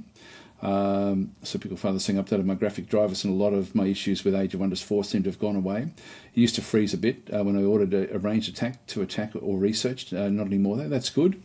Stellaris 2 will release in about 15 years. I'm not even joking. It seems Paradox games last 5 or 10 years before they're complete. Yeah, it does take a long time. So Marin's saying Shadow Empires looks good. I'm learning Old Master of Magic now, and oh boy, it took me a while to get used to graphics. Gert Shannon saying Kingdoms hasn't released yet. No, it's still months away, I think. I don't know when it's actually due to be released, but I mean, saying map graphics on Shadow Empires are great, clear to read and beautiful. Naming one other game of its type with map graphics as nice as that. Man, this chat is triggering me tonight. Okay, so Jim is saying Stellaris is based on an old version of a Clausewitz engine, which has started to limit for what could be done, which makes me think Stellaris 2 might happen faster than the other Paradox titles. Well, that's sort of that would follow very much like the Gal Civ and Elemental sort of development sort of cycle. I'm interested to when they're going to bring out when Stardock will actually have a look at bringing out a Fallen Enchantress 2. Because that also, like I know that they've tried to use the same Gal Civ engine for the fantasy game, and that just didn't work. It made it very, very difficult for them. So they had a very, very tough time developing Elemental / Fallen Enchantress. But I'm sort of surprised that there's not a Fallen Enchantress 2 in the works there somewhere, because they did a good job with Fallen Enchantress. Okay, so Pickle Father's saying that finished state comment about Shadow Empires, but it very much can be applied to Age of Wonders 4 as well. I disagree. I think that Shadow Empires came out knowing there was a hell of a lot of work, a hell of a lot of things that needed to be added. There were so many things that it was great fun to play, but it was not feature complete. Age of Wonders 4. I know when I first started playing it, it doesn't happen very often with games with me, but when I was playing it, just when I was testing it for myself, I was there nearly every 5 minutes. I was going, wow, at just the polish of the actual game itself. It really did. I was super surprised. I did have a long list of bug reports and stuff, but they were very, very minor in comparison. All the features were already there, and sure, they have to tweak things and change things, and I hope that they do. But God, it was such a polished experience to play that game. In comparison to something like Shadow Empires. Shadow Empires is still nowhere near the readiness of Age of Wonders 4, in my opinion. So Sithel's saying Age of Wonders 4, while polished, still has a lot of things I wish that they have polished up some more. A lot of clipping issues. Yeah, there's like that again. It's all that's just tweaking for me. The features are in there. Like they're not going to change any of the mechanics. So it's feature complete. It's just that there's some technical issues. So Gertrude is saying, "Lol, Daz and Battle Mode like to disagree with each other." Yeah, I think Ben just tries to bait me. You know, I notice that a lot. Either that or I'm trying to bait him. Okay, so Shadow Empires is an economic political 4X game. Yeah, okay. I still think at its core it's a war game. Like for me, it's still I see a lot of games journalists actually refer to it as the best war game, basically around essentially. So for me, it's still it is a 4X. It is a 4X. I'll give you that. So Fish Pilot saying to me, the fact that you can play through a game of Shadow Empires without actually being at war makes it more of a 4X. Yeah, okay. It looks like everyone's sort of siding on Ben's side with this one.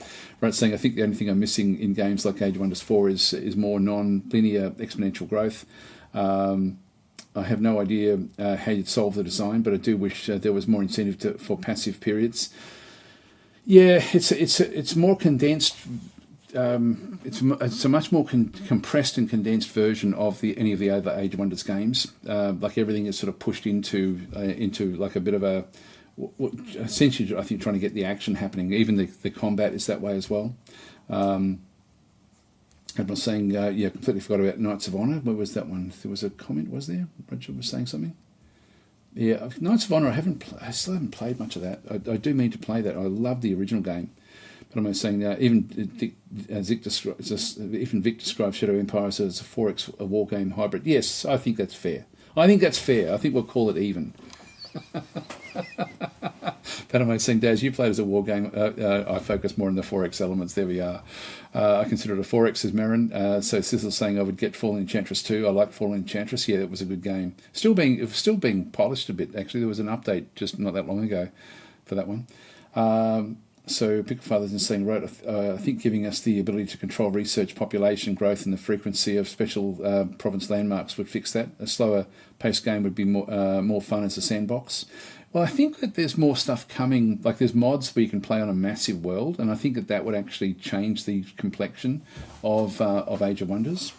But I'm saying in the first Explorminate interview we did with Vic, he also described advanced tactics as a 4X, as war games have no procedural generation and randomised content. Okay, Ben, okay, I'll give you that. War games are usually fixed maps. So playing Age of Wonders 4 and listening to your stream. So CPU at 87%, says Voodoo Dog. Thanks for saying, do you find something like Age of Wonders 4 a bit plain? Mainly after playing something like Distant Worlds 2 or Shadow Empires. I understand they're all different games, but when I compare it, it just doesn't feel as interesting. I think it's been, in that aspect, yeah, I would think that maybe Distant Worlds 2 and Age of Wonders are pretty close in terms of the scope of the experience you can play. Distant Worlds 2 doesn't have the breadth of scope of Distant Worlds 1, in my opinion. I think it's much more polished. It's probably more enjoyable to play, but I don't find that the situations I'm playing in Distant Worlds 2 are as wildly diverse as what they were in Distant Worlds 1. Like, I think the unbalance was a lot more in Distant Worlds 1 than Distant Worlds 2. And for me, that's a bit of a shame. I do wish that there was a lot more surprises with the way that the universe sort of sets itself up. The approach through it is pretty much the same sort of approach, but then Age of Wonders 4 is the same as well. So I think that even though there are differences in within each game as to how you can approach things, the overall approach is pretty consistent in both those games. Whereas in Shadow Empire, you really do need to evaluate. You've got a basic approach, but I think because the worlds can be so different, it actually does have an issue there with the. It's not an issue. Sorry, it does present more interesting opportunities to sort of try to solve war game problems. No, 4X problems. I mean. So it does actually do that one. Hi, Drexy. Drexy's saying, is Ben misbehaving again? He is indeed. He's been very, very he's been very antagonistic and rude. He's been very rude as well. Okay, so yeah, but it's a good question. I think that for me, Distant Worlds 2 and Age of Wonders are very close in terms of the experience. It's different, but it's not as different as something like Shadow Empire. So Picklefather Noogle saying streamer versus his own chat. Yeah, there we go. I wish I could do, like, if this was Twitch, I'd be able to just quickly put up a poll. And you guys could just vote on the content. Okay, so Dumerson saying discourse is good. It's nice to hear different sides. Yeah, I agree. Actually, I think it's always good to actually to be able to discuss these sorts of things. It's quite interesting. So Dumerson saying Daz versus Battle Mode Shadow Empire multiplayer win. Yeah, I think it would. The reason I've played one with Tortuga Power way back before the game actually launched, and it does get fairly grindy, Shadow Empire in multiplayer. Both of us in the end were just hoping we could finish off. We tried to play on a very small moon and playing cooperatively as well, but it ended up taking a long period of time. Okay, so Marin is saying, a person who can't be bothered to play new Civ games anymore after Shadow Empire. Yeah, it's like Shadow Empire really is an incredible game. One thing I don't like about Shadow Empire is the user interface. It's a bit hard to read for a new person coming in. The information is presented so simply that I find it's somewhat overwhelming. Yeah, I think you're right. It's and it also isn't. With those sort of games, they tend to just cobble things on where it'll fit rather than rethinking how the presentation is going to be going. So yeah, I do agree. It's difficult, but one thing I like about looking at the beta process of Shadow Empires is that there's people still looking at the best way of trying to present the information, and I think that's really positive. So I think that's actually good. So here we go. Ben saying, "Lol, it's Aussie versus Pommy banter." There we are. Marin saying, "Rule the Waves looks interesting, but I know nothing about boats." Yeah, look, it's one of those things. I've just finished off a series of Rule the Waves 3, and I think that the secret to Rule the Waves 3, because I've played Rule the Waves 1 and Rule the Waves 2 as well, but I didn't cover them much when they were around. And the reason I didn't do that is I didn't really have a good context of the history.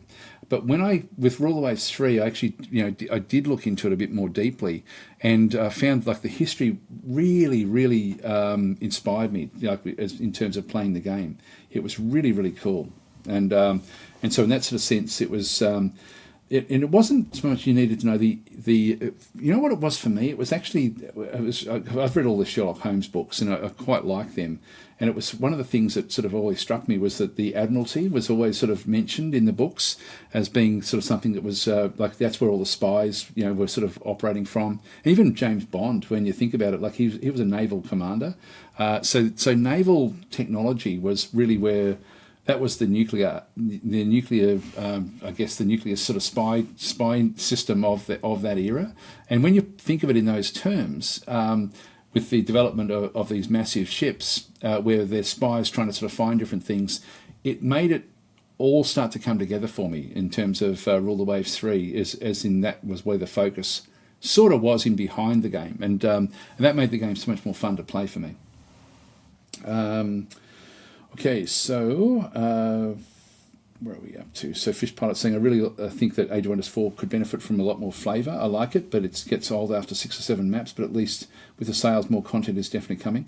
Yes, and the content is coming thick and fast. There's going to be a lot of DLC coming for that game. Also, I think that you can play it so many different ways. Like, I don't play Age of Wonders 4 to win. I play it to role play, and I find that so much more enjoyable than playing Age of Wonders to actually. You can min-max it very easily. There's ways of playing where you just absolutely smash the AI, but I don't play that way. I just play. I come up with a theme of how I want. I come up with a fantasy trope base essentially, and just try to play that way and use that as my guide. And that's been so much fun to play. And it's so different. Each faction that you play a certain way really does play very differently. So Admiral's saying, by the way, Distant Worlds 1 just got a rather huge mod. So Distant Worlds refreshed. I won't go back to Distant Worlds 1. I can't even play it on my computer, actually. It won't even start. Pilot saying, I really think that Age of Wonders, actually we did that one. Dimerson saying Distant Worlds is great. Me and my mates used to foam at the mouth at the idea of 64-bit Distant Worlds. I'm just glad it's here, yeah. No, it is cool. Okay, so Rote's then saying, the more I've played Conquest Elysium 4, the more I love the fact that tech progression is tied to characters rather than being faction-wide. It really makes it more of a roller coaster up and down. Yes, Conquest Elysium 5, I think you mean, right? Not so much 4, but Conquest Elysium is really a very, very good game with what it does do. It's the role-play version of Dominions, essentially, is how they tried to design that, which is quite interesting. So that's why the heroes have much more focus than in Distant World. Sorry, than in Dominions. Okay, so Ben White's saying, I think playing complex games gets rather tiring, and something like Age of Wonders is appealing after you've just gotten out of a 40-hour playthrough of Shadow Empire, Distant Worlds 2. Yeah, it's for me, Distant Worlds 2 and Age of Wonders have got similar complexity, I would think. Shadow Empires is higher again in terms of the mental capability or mental sort of strain, I guess, with what it does sort of demand. Yeah, Benson says that, saying to Rhoda, you're playing Age of Wonders, Conquest Elysium 5 yet, and if not, why not? Drex is saying, playing Shadow Empire's multiplayer currently, hardly played it single player, but I'm enjoying it, well apart from it's this bottleneck, one hex from my capital. Yeah, yeah, it's sort of interesting, actually. The Shadow Empires, like the AI in Shadow Empires is incredibly good as well. Like, it really is amazingly good. Okay, so right, saying I meant, Conquest Elysium 5, my brain is just short-circuiting. Pickle Father's saying, Fish Pilot, the game tends to get stale if you play it too much and don't do enough new things. The developers encourage role-play so much to avoid this burnout, I imagine. I think, I just find that those sorts of games are more fun with role-play anyway.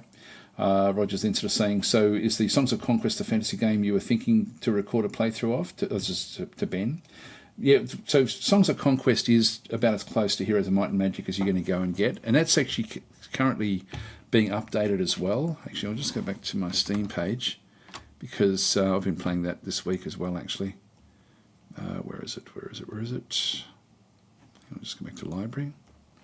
Yeah, so Songs of Conquest is is pretty much the Heroes of Might and Magic game. It's now got random maps as well, so they've actually sort of they keep on adding different things in through there. Now there's a new campaign that's just become available. The Grave Shift starts here. This is not a random campaign, by the way. This is actually crafted, and so so with this one through this side, Sir Thomas finally come today. We're releasing a highly awaited campaign for the Barony of Loth, and this one will surely rattle your bones. So the campaign features 4 missions available on easy, normal and hard difficulty, offering a real challenge similar to the previous campaigns of the Elrond and Rana factions. You'll gain insight into the history of the Barony of Loth, so that's sort of like the undead faction in the game. Actually, I think we've seen this. Actually, the developer sings the songs as well, which is really cool, actually. Anyway, that's the so that's just come out, I think. Yeah, so there's been an update to that one. So that came out on the 16th, and then on the 17th they just brought out like a bit of a bug fix for it. Before that, it's the roadmap. So they've got a barrier campaign. I just hope they bring in more random stuff. We've got Loth random events, which has come through. Beacons of Power. I don't know if that can be played on the random maps. The beacons, I think, are only available on crafted maps, which is okay. One thing I don't love about this game is the combat.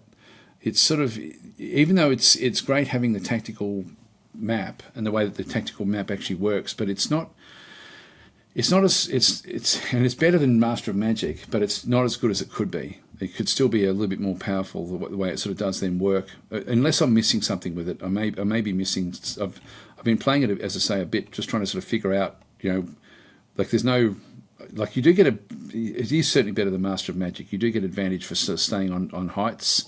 It is interesting the way it does work, but it's not as, like you compare this to Age of Wonders, for example, any of the Age of Wonders games, and it's very simplistic in comparison.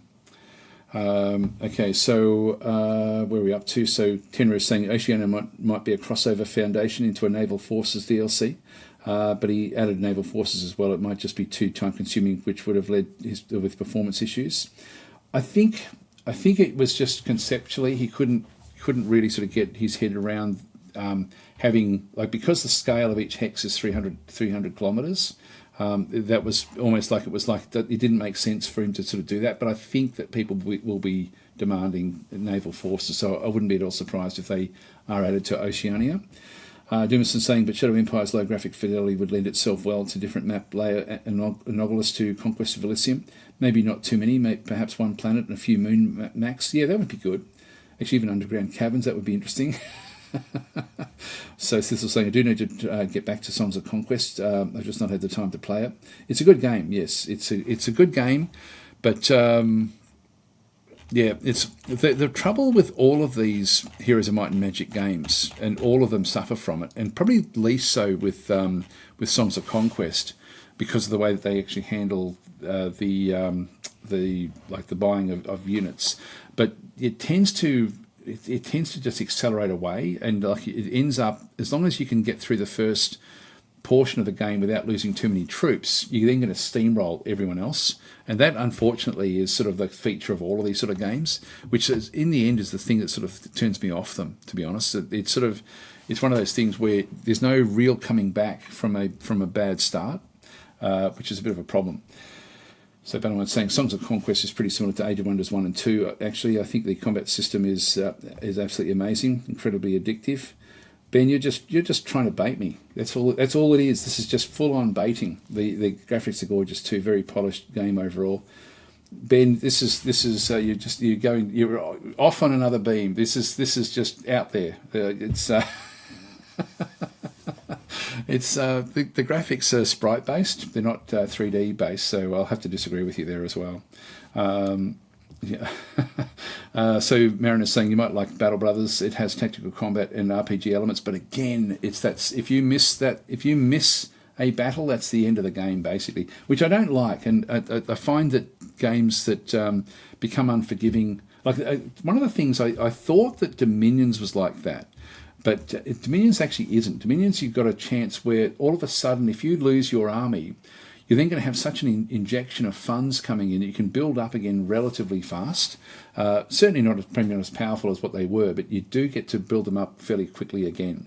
So, whereas games like Songs of Conquest have sort of done that. What they've got is they've got a system. I'll just open it up. They've got a system in it where the progression. Actually, where have I got that? That will be under fantasy. I really want Symphony of War to have a random maps. That's what I really want. That's more of an advanced war sort of style combat, which I don't mind it actually. I don't know why I don't mind it. So we'll just go back across. I'll just load the game. We'll continue to see how it went.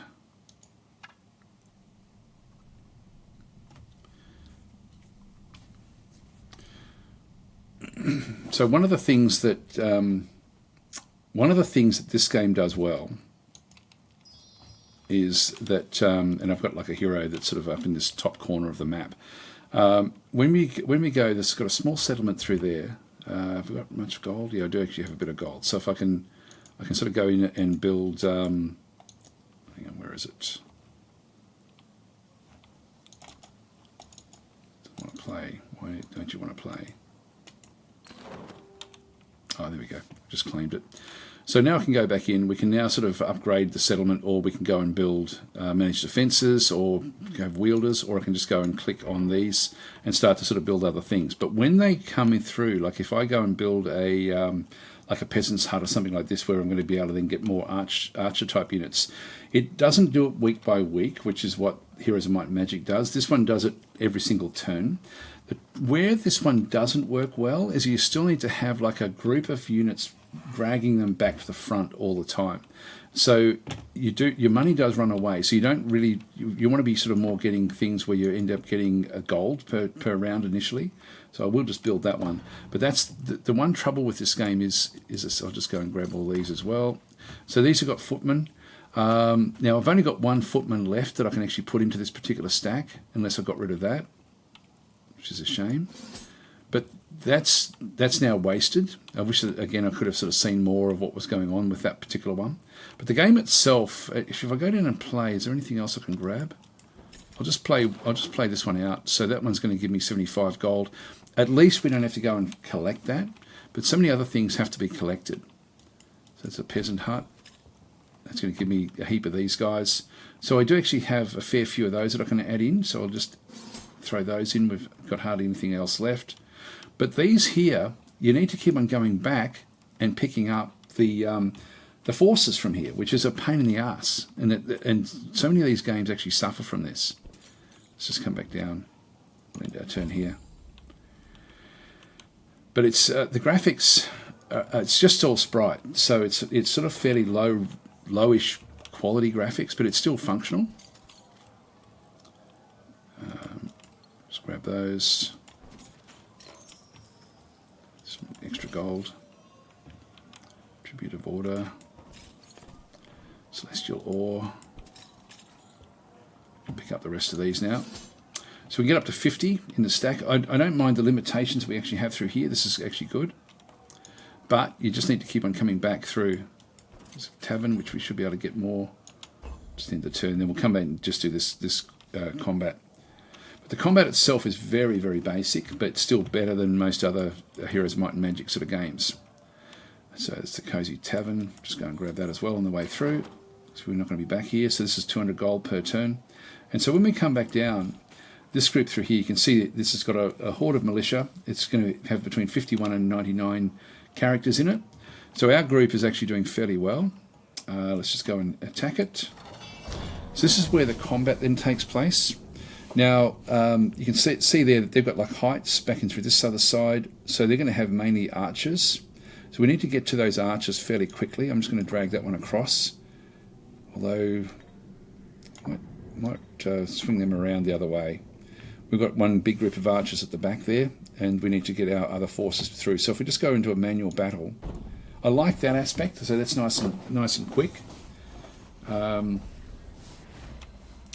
Actually, there we go. So we're saying I felt like Eodor Genesis, especially with the new Horizon mod, had a good system for dealing with catastrophic defeat.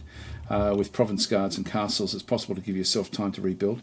I think games need it, and this game doesn't have this. This is the big failing of all of these Heroes of Might and Magic games.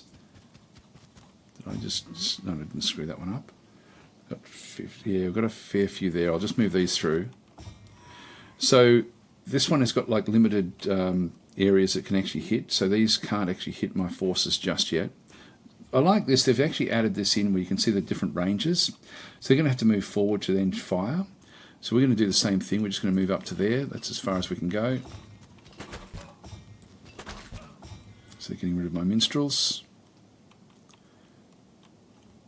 So this one here, we're just slightly out of the range.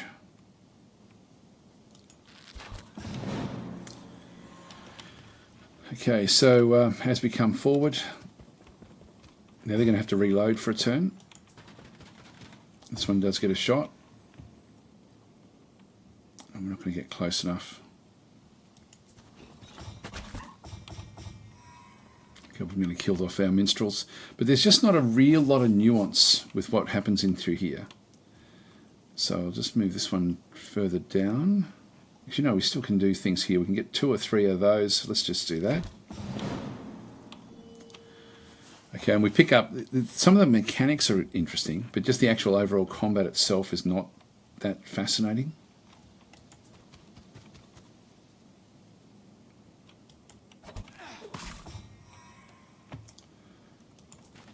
Kill this one off.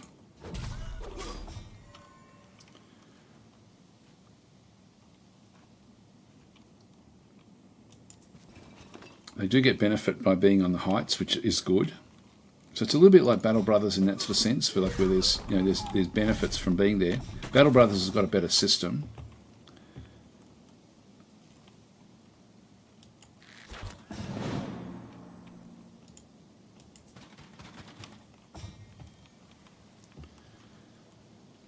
So we'll just move up onto the heights.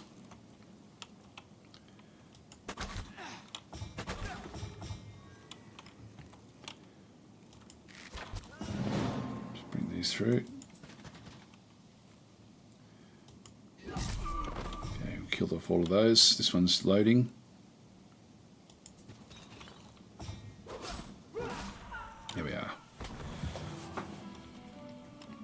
but it's fairly basic, but it's still better than the original Heroes of Might and Magic by a long way.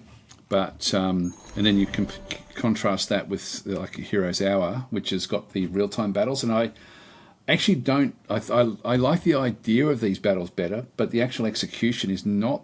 It's not that clever, and like there's no real way to sort of try to protect your troops. You can't sort of. It's too basic.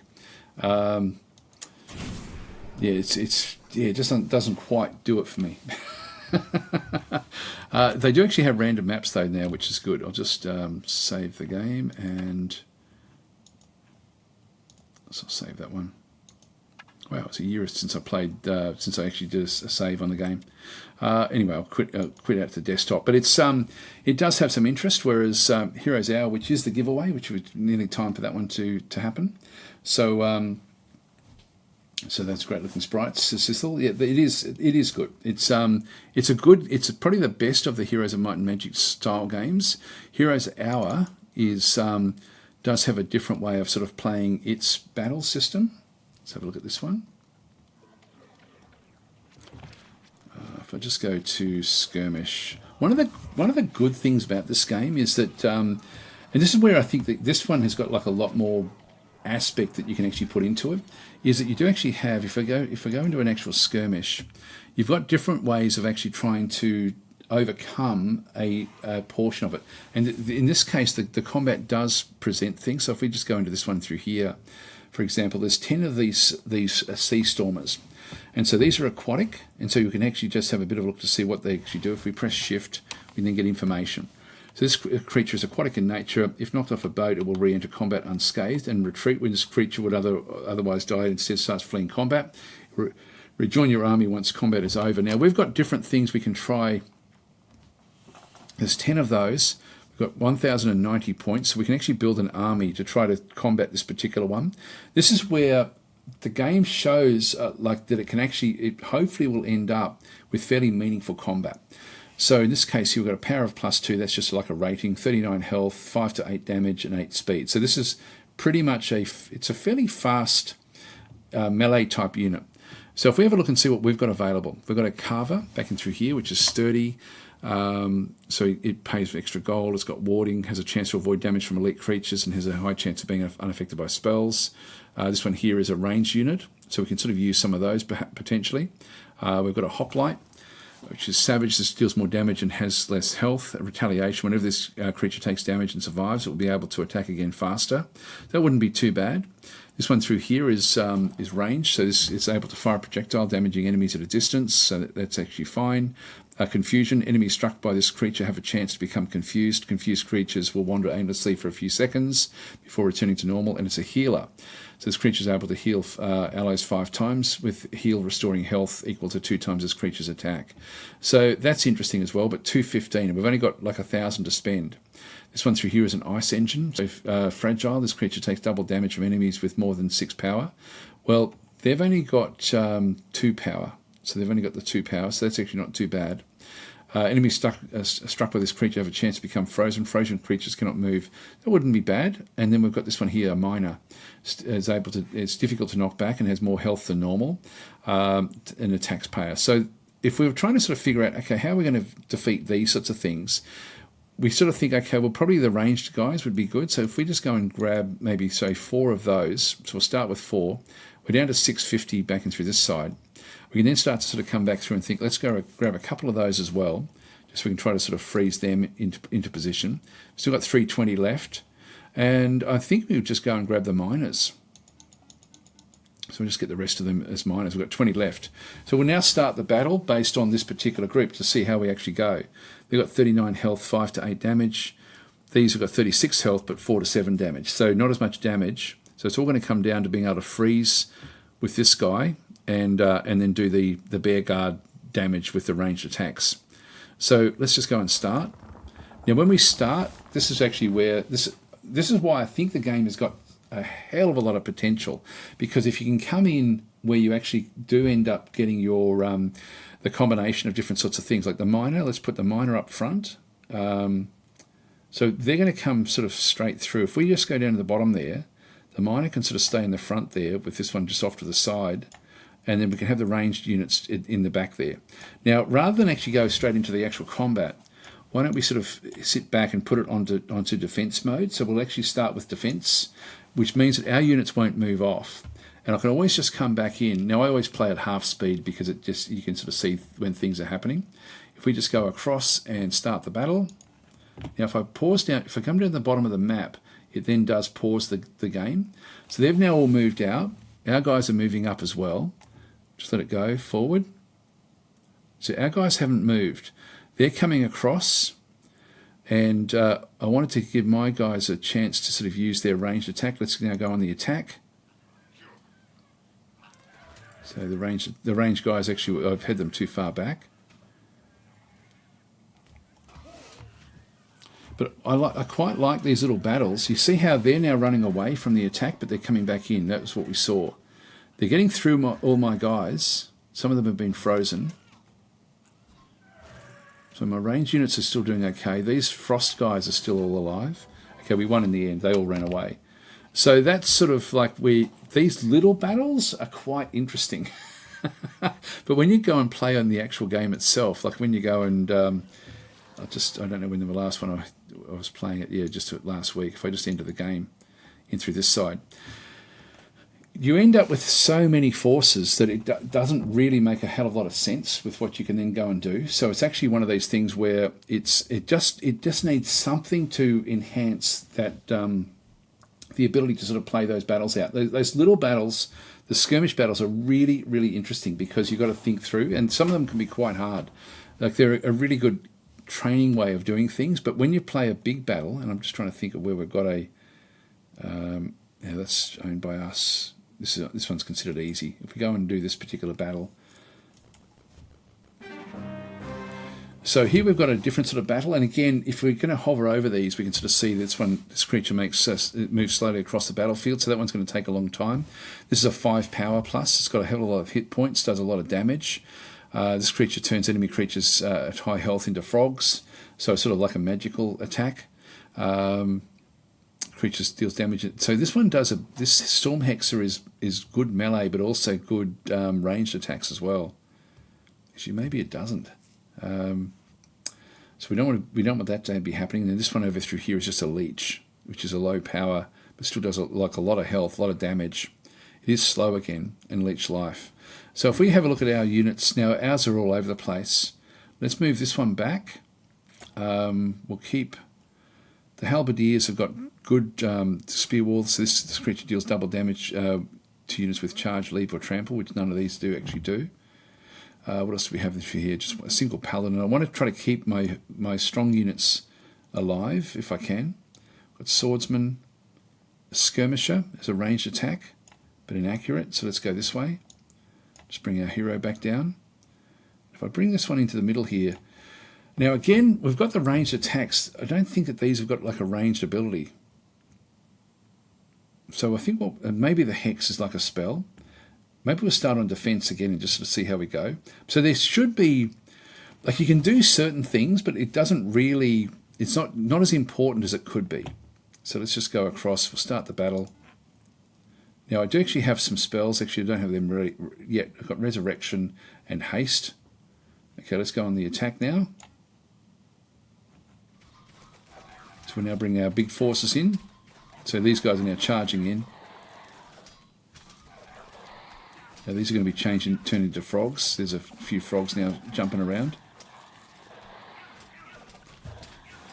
It's an easy battle, but I don't have a real... I do actually have some things I can do. Like I can go across and order different units. I can actually go and tell them to specifically go and charge.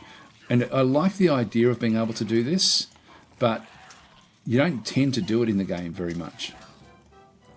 There we go, we've won that one as well. So we did lose 3 of our halberdiers. That was all. So that wasn't too bad.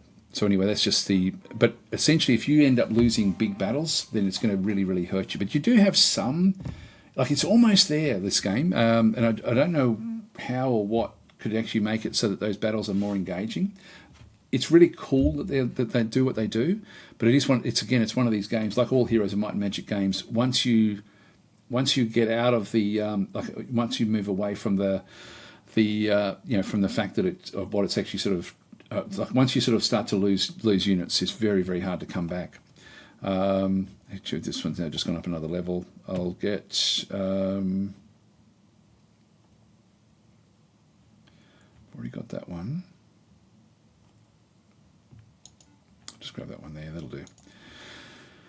One of the interesting things about this game, though, is also the when you do pick up the like the areas like the sulfur mine, for example. This will then have to come back. There's another sulfur mine through there. That's going to be challenging. But you'll see there that the mines themselves actually then create like resources. And so even if you start to take over territory, and this is actually quite unique for these games, is that there's actually ends up being like if we end up taking stuff in this area of the map, those will still come back through and still have to come back into the actual city itself. And so, yeah, there we go. There's the now that we've got the sulfur, it's also coming back in. And invading armies can actually get in the way of those. They can actually stop them. Also, you can actually have like a thing where a hero can camp next to an area to boost the amount of resources you get from it. So we've actually got a hero in here, which is giving us a big boost. And so this is quite an interesting aspect of the game, which is unusual. Yeah, it's just, but you do have to keep on coming back to the city, of course, just to keep on getting your units. So you do need like a network of heroes to feed your main attack hero. Anyway, that's Heroes Hour, which has got the real-time sort of combat, but it's quite an interesting game. Anyway, let's just go and save the game there, I guess, and we'll quit out. Okay, so you can see there, it's got so much going for it that just needs a little bit more. Okay, so Fish Pilot is saying there's definitely a beauty in well-designed pixel art. Yes, there is, yeah. So Rentra say, see, it's funny because I really like the feel and look of Symphony. Symphony for me is, I would love this to have random maps. It would be so good. This is not really a Heroes of Might and Magic style game, but I always think of them in the same breath. If I'll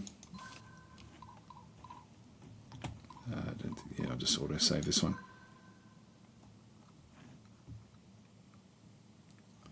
See, I find the pixel art in this, I really like it. What they've done. I guess I like more the Asian sort of style of pixel art, but this one does actually have really quite nice artwork with what it does do. I don't know if we can sort of see the. I don't know. I really like this. Really like the look of it. Anyway, let's not go there. Let's quit out. System exit. Actually, another game with really good pixel art that I really quite like, and it does have a lot of random aspects to it. Is where is it? Stone Shard. That also has got some really nice artwork in it as well. So okay, so anyway, that's who we are. So I guess we'll sort of start to wind up, and then we'll do the giveaway, the Heroes Hour giveaway. What I'll do is I'll get everyone to start to. I'll just go and open that one up. Sorry, so we can get you guys logged in for the actual giveaway. Go to Nightbot and log in.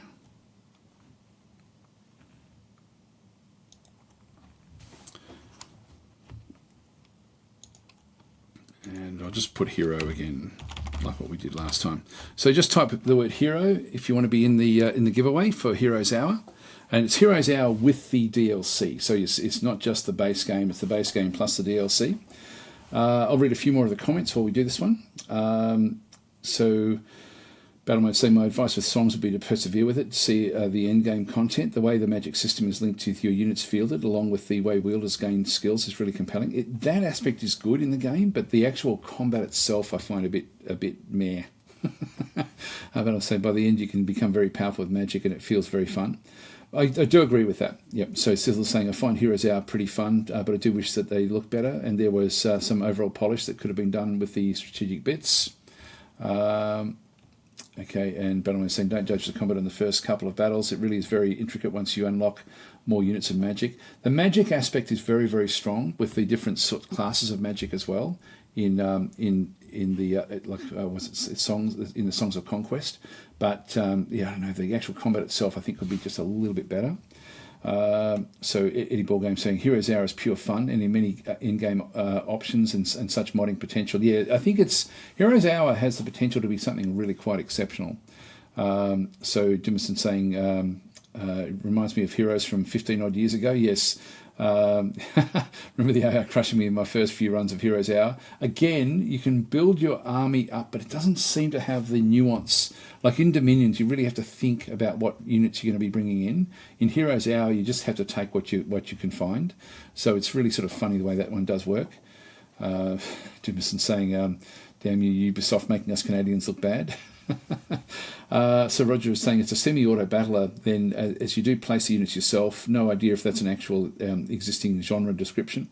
Well, maybe. It sounds good enough. But it is an auto battler to a large degree. You can impact things. You can actually still give them orders, but you don't really do it in Heroes Hour. I wish you could. I wish you did. I wish you did. So Marin's saying this one looks good because the pixel is sharp and not messy, like in Songs of Conquest. Yes. And Fish Pilot saying Symphony of War shows that a 20-year-old game system design, if it was really good, holds up well today. Again, I don't like the acceleration of how quickly any of the Heroes and Might and Magic sort of games end up sort of zipping away from us. So it's going to be a marbles run. Yes, it is, Dimmerson. So if everyone sort of put their... so Cecil's saying got it already, so I'll pass it on to somebody else who can get it. Okay, so if anyone's in the game and doesn't want it, because this is my last key to give away again, so I will actually, what I will do is I will still have Cecil, Dimmerson, Fish Pilot, and I'll have them in there. If you guys don't want the game, then just let me know, and we can then run with it again next week. So I'll put myself in this one as well. So we've got, Dimmerson's now put his name in there, so that's okay. So, yep, Eddie Ballgame saying, when fighting in Heroes Hour, put your hero in the front. He or she does not die. Oh, I didn't know that. There we are. There's a tip, a useful tip. So what I'll do is I'll just grab this. I think everyone's in. Actually, Reader's now coming back in as well. So we've now got 28 eligible users. This is good. This is good, guys. So we'll I'll just go back through and get Sublime Text. Open recent, where is it?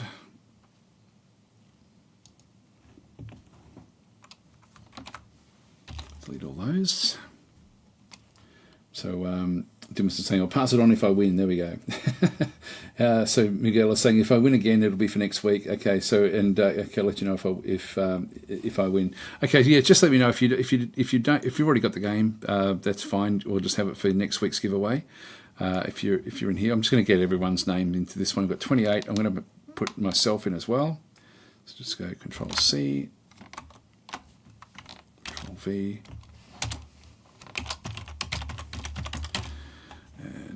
Just go to find and replace. Okay, so 31. Just do a quick save. Thanks, Eddie. I'll see you later. So Eddie's in the list there. So if you do get it, you're going to so what I'll need whoever wins it will have to just contact me via email, which I'll give the email at the end of this. So I think everyone's there. I think we're ready to go. So we'll close that one off and open up marbles.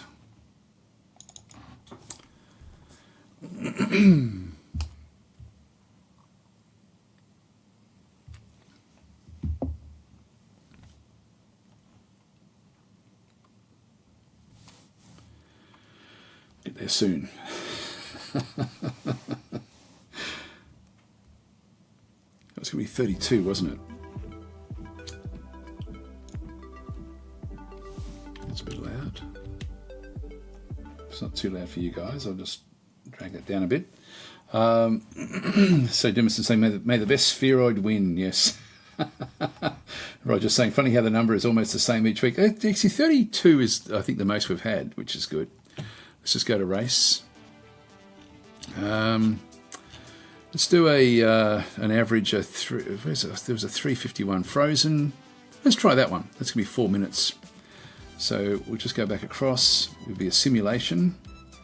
Settings. Add names. Clear that one. Open.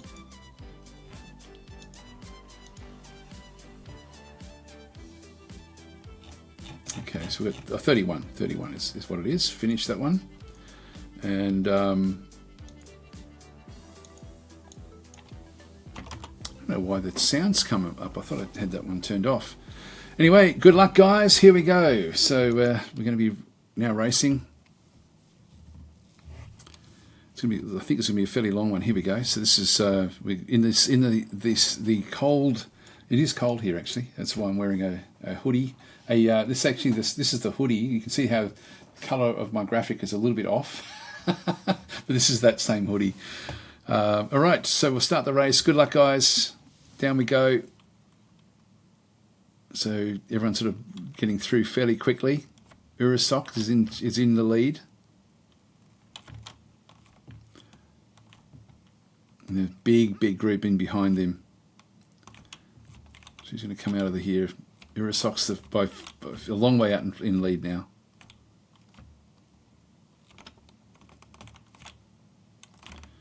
Is it still Urasok? Yep. Miles out in front. Oh, he's gone the wrong way. Gone the wrong way. Now it's Miguel Ramos coming back in through again. And Brendan Peach. Sapior, Sabosco. So Miguel looks like he's a fair way out in front again. Yep, he's hit that area. Sapior's just in behind. And we've got no idea. Still a long way to go. Still got a long way to go. So I think that is it Urasok now back in front again? I think we have a new leader. It's Voodoo Dog, it's Urasok, Mike Gillespie, Miguel. Oh wow, what a congestion in here. There's a big one, guys, big one. Veering Games has now just gone off.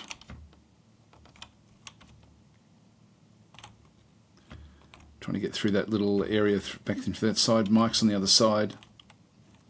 Still got a fair way down to the bottom there.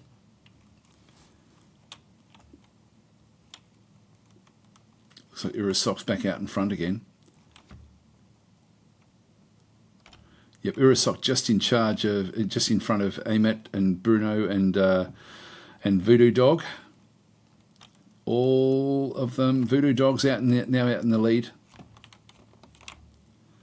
followed by Bruno and FD. On the other side we've got Ridiculous along with Amet. Let's see how we go down through this next little portion of it. So Voodoo Dog, fair way out in front. Reed is coming through. Veering Games in behind there. Bruno been behind this one. So it's Voodoo just in front. Straight through. Did someone fall off? No, I don't think anyone fell off. I think it's just icicles. It is too. So Voodoo Dog's a fair way out in front now. So we've got Eddie Ballgame now coming on the other side. Okay, so this will sort a few people out. Yep, they're caught on the other side over here. So Voodoo Dog's now a fair way out in front. Looks like this could be it, guys. It looks like Voodoo Dog's now almost got an unassailable lead. Straight through here, or you're going to get caught. Got caught a little bit with all the rubbish that was there. Here comes the others. Actually, they are. Oh, Reed is coming through, and Sithel as well. Big. They've got a lot of velocity. But will Voodoo Dog be able to hold on here? Who knows? I think he will. Oh, no, he's not. It's Andy, come from nowhere. Andy's come from nowhere straight through into the actual win.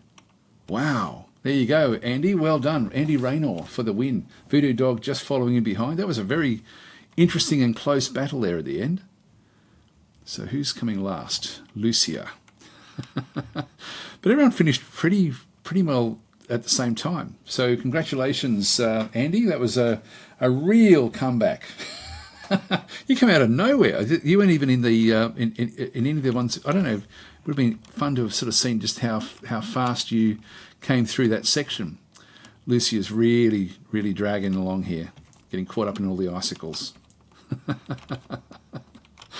So there we go. That's the end of the game. End of the game. So congratulations, winner Andy Raynor. So Andy, what I'll get you to do, saying, wow, I was way back there. You were. I think what must have happened is that you must have come through that loop and maybe even got a bit of an acceleration out of that one. So that was really cool. Well done. What I'll do is I'll just go and put my, just go and throw the email address there. So if you can actually just go and contact me through my email address there, I can then give you the key for that one. So it's just dads@daztactic.com. Okay, so Lucy, I'm just strolling around in the snow. Yes. See the final results. There we are. So there we go. It was a good second and a bit. So in the end, Andy really did actually win quite substantially. Actually, that was good stuff. So well done. Sithel came in third. Reed came in fourth. Battle Mode fifth. Actually, Ben, I didn't see was in the. I thought Ben was a long way back, so Ben also must have come through fairly fast with what was going on. People were saying, Reed, I demand a rematch. Mike came in, Bruno, Miguel, Veer in Games, yeah, Amit. Amit was right there up in the lead there for quite some period of time. Yep, then we had Brendan. Eddie Ballgame was there as well at the back end there. Like I thought that it were coming third or fourth, I think, towards that last little bit of it there. Then Thanes, Mr. Fiegel's Masterclass, Antonio, Urasok, Brendan Sabosco, William Thomas, Roger, me, no idea, yeah, it goes all the way back. And then finally Lucia, 4:16. Well, it wasn't quite a minute, so it was still a fair way behind anyone else. So still a good 15 seconds. 15 seconds between second last and last. That's pretty poor. That's pretty poor, Lucia. There you go, guys. That was good fun. So well done. Congratulations on the win. And I'll call it quits here, guys. So thanks for watching, and I'll catch you next week. So I hope you all have a great week. And yeah, it's always fun. Always fun to finish off this way. It's good. It's good going. So Jim saying, bad Jim, caps lock warning. Was there a caps lock warning? Was there? Oh, there we go. Message deleted by Nightbot. I'm going to have to look at Nightbot. I have to remember to try to go in and figure out why, how I can sort of make it not be as draconian as it actually is. Anyway, guys, I'm going to leave it there. So thanks for watching. I really didn't think we'd be able to talk that much today, and we've managed to fill the session again very easily. So it's I really enjoy these. It's good fun. Anyway, guys, I'll catch you next time. Have a great week.